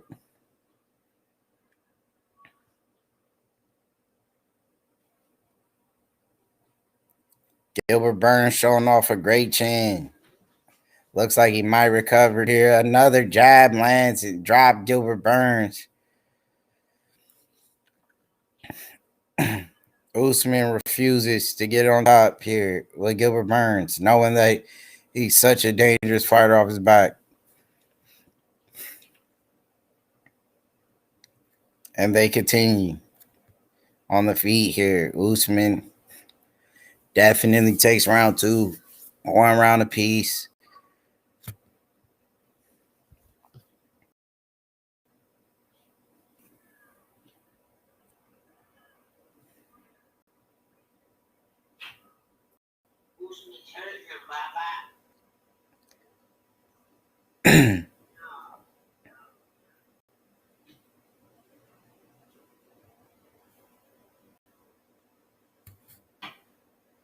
Nice jab.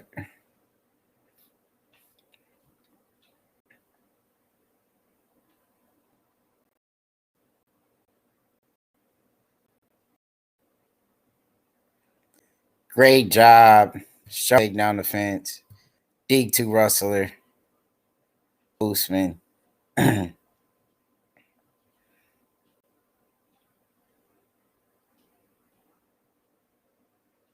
Oh, wow. A little nice stare down after round 2. This is a good fight, man. You know, the UFC, they needed this. Yeah, no. 2 former teammates. Yeah, no. Very personal fight. Yeah, no. One of the best fights you're going to get ever.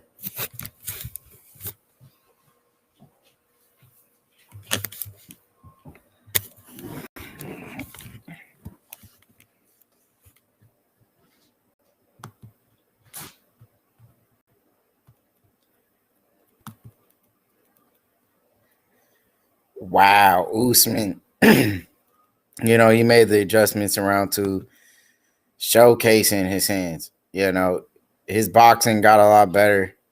He's been training with Justin Gaethje, Michael Chandler, those kind of guys. He's been working on the hands. You know, and now Gilbert Burns, he's really seeing, how good he really is everywhere. And here we got round 3. Yeah.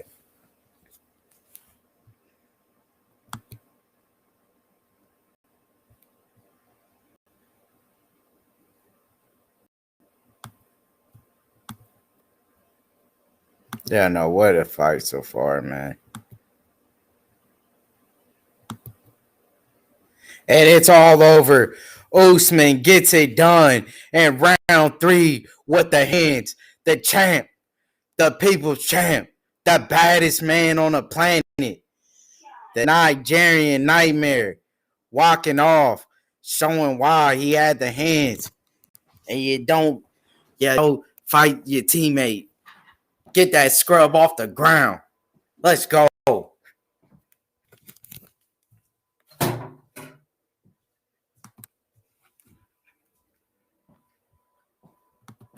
And now they seeing who's the next George St. Pierre and possibly the next great welterweight. Not only could he wrestle for 5 rounds, but he'd put your lights out with his striking.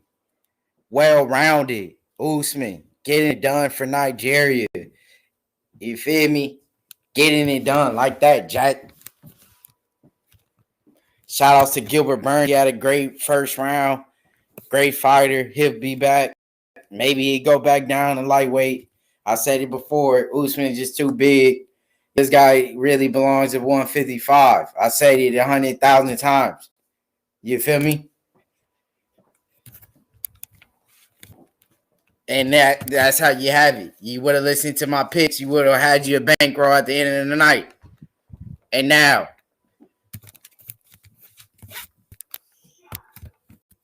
Usman, victorious. Gilbert Burns, great fighter though.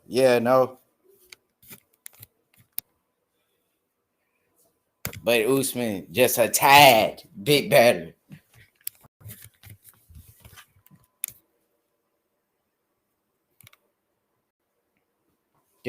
Wow. Yeah, I mean, Usman's boxing, has improved tremendously.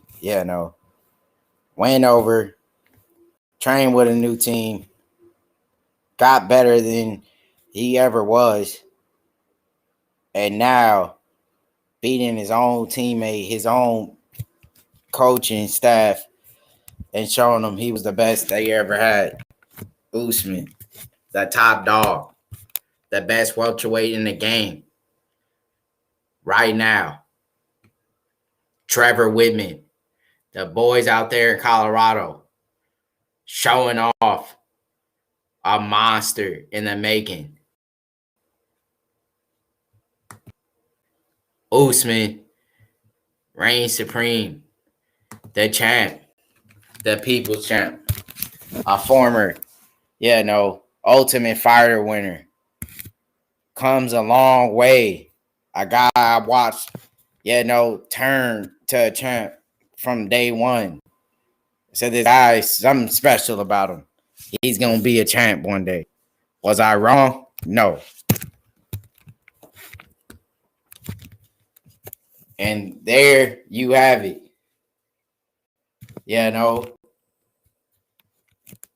The next George St. Pierre, Usman, getting it done.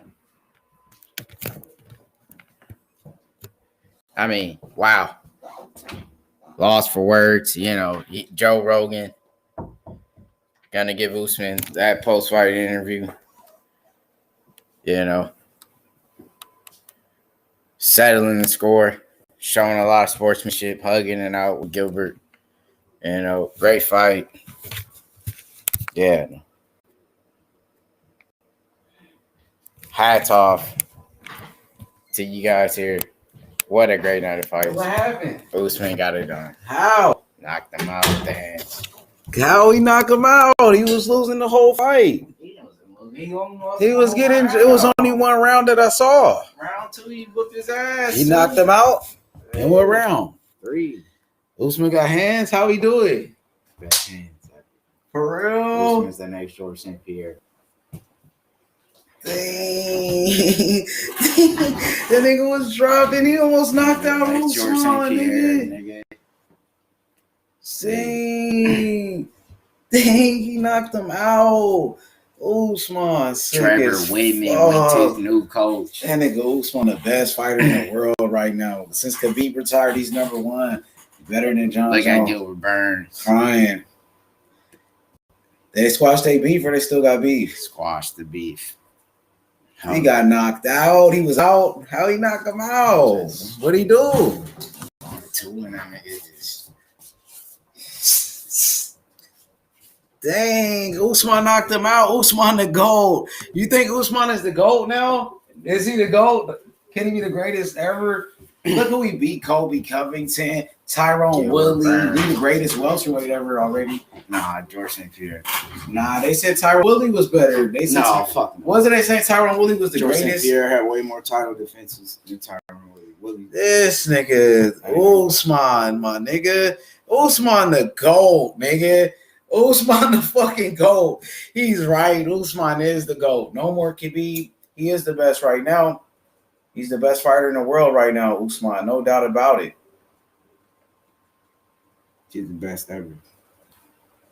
That's what he said. PGH Big Dog is right. Usman is the GOAT. Usman a fucking dog, nigga. That nigga was in a dog fight. He could have got knocked out. Gilbert Burns hit hard. Usman just knocked out Gilbert Burns. Hit the like button. Hit the like button right now. Gilbert Burns. What a great night of fights. What a great night of fights, bro. Usman's the best. Whooped his ass. You know what I'm saying? Straight up and down. It don't get no better than this, man. Hit the like button, subscribe to the channel. Usman got it done. Burns crying like a bitch. That's what somebody said. JC said Burns crying like a bitch. Look at what my nigga JC said. Look. Yeah, pick him up off the ground. That's why you don't fight your friends, bro. That's why you don't fight your partners. Tell them about that. Tell them why you said that, man. Yeah, no, you don't do that in the game, Tell me, just tell me. You just don't do that. We grew up from an era where guys would train with each other, and that's what they did. They didn't fight. It was a brotherhood, and that's what you don't have in this day and age. Like I said it 1,000 times, Wake up, wake up, wake up. Thank my video. Devin Haney, the next Mayweather, is going viral right now. That shit got 5,000 views, nigga. Devin Haney, the next Mayweather video. Check out my video, the Devin Haney. Hey, JC, you remember you left the comment fast hands? That video's going viral. Look, that motherfucker got about 5,000 views now, nigga. It just went viral all of a sudden. You know what I mean? Come on, bro. We still in here. The Devin Haney, man. Shout out to my boy Lolo Harris, the next Terrence Crawford. He's only 17 years old. The next Terrence Crawford, you feel me? Devin Haney, the next Mayweather, bro. You know what I'm saying?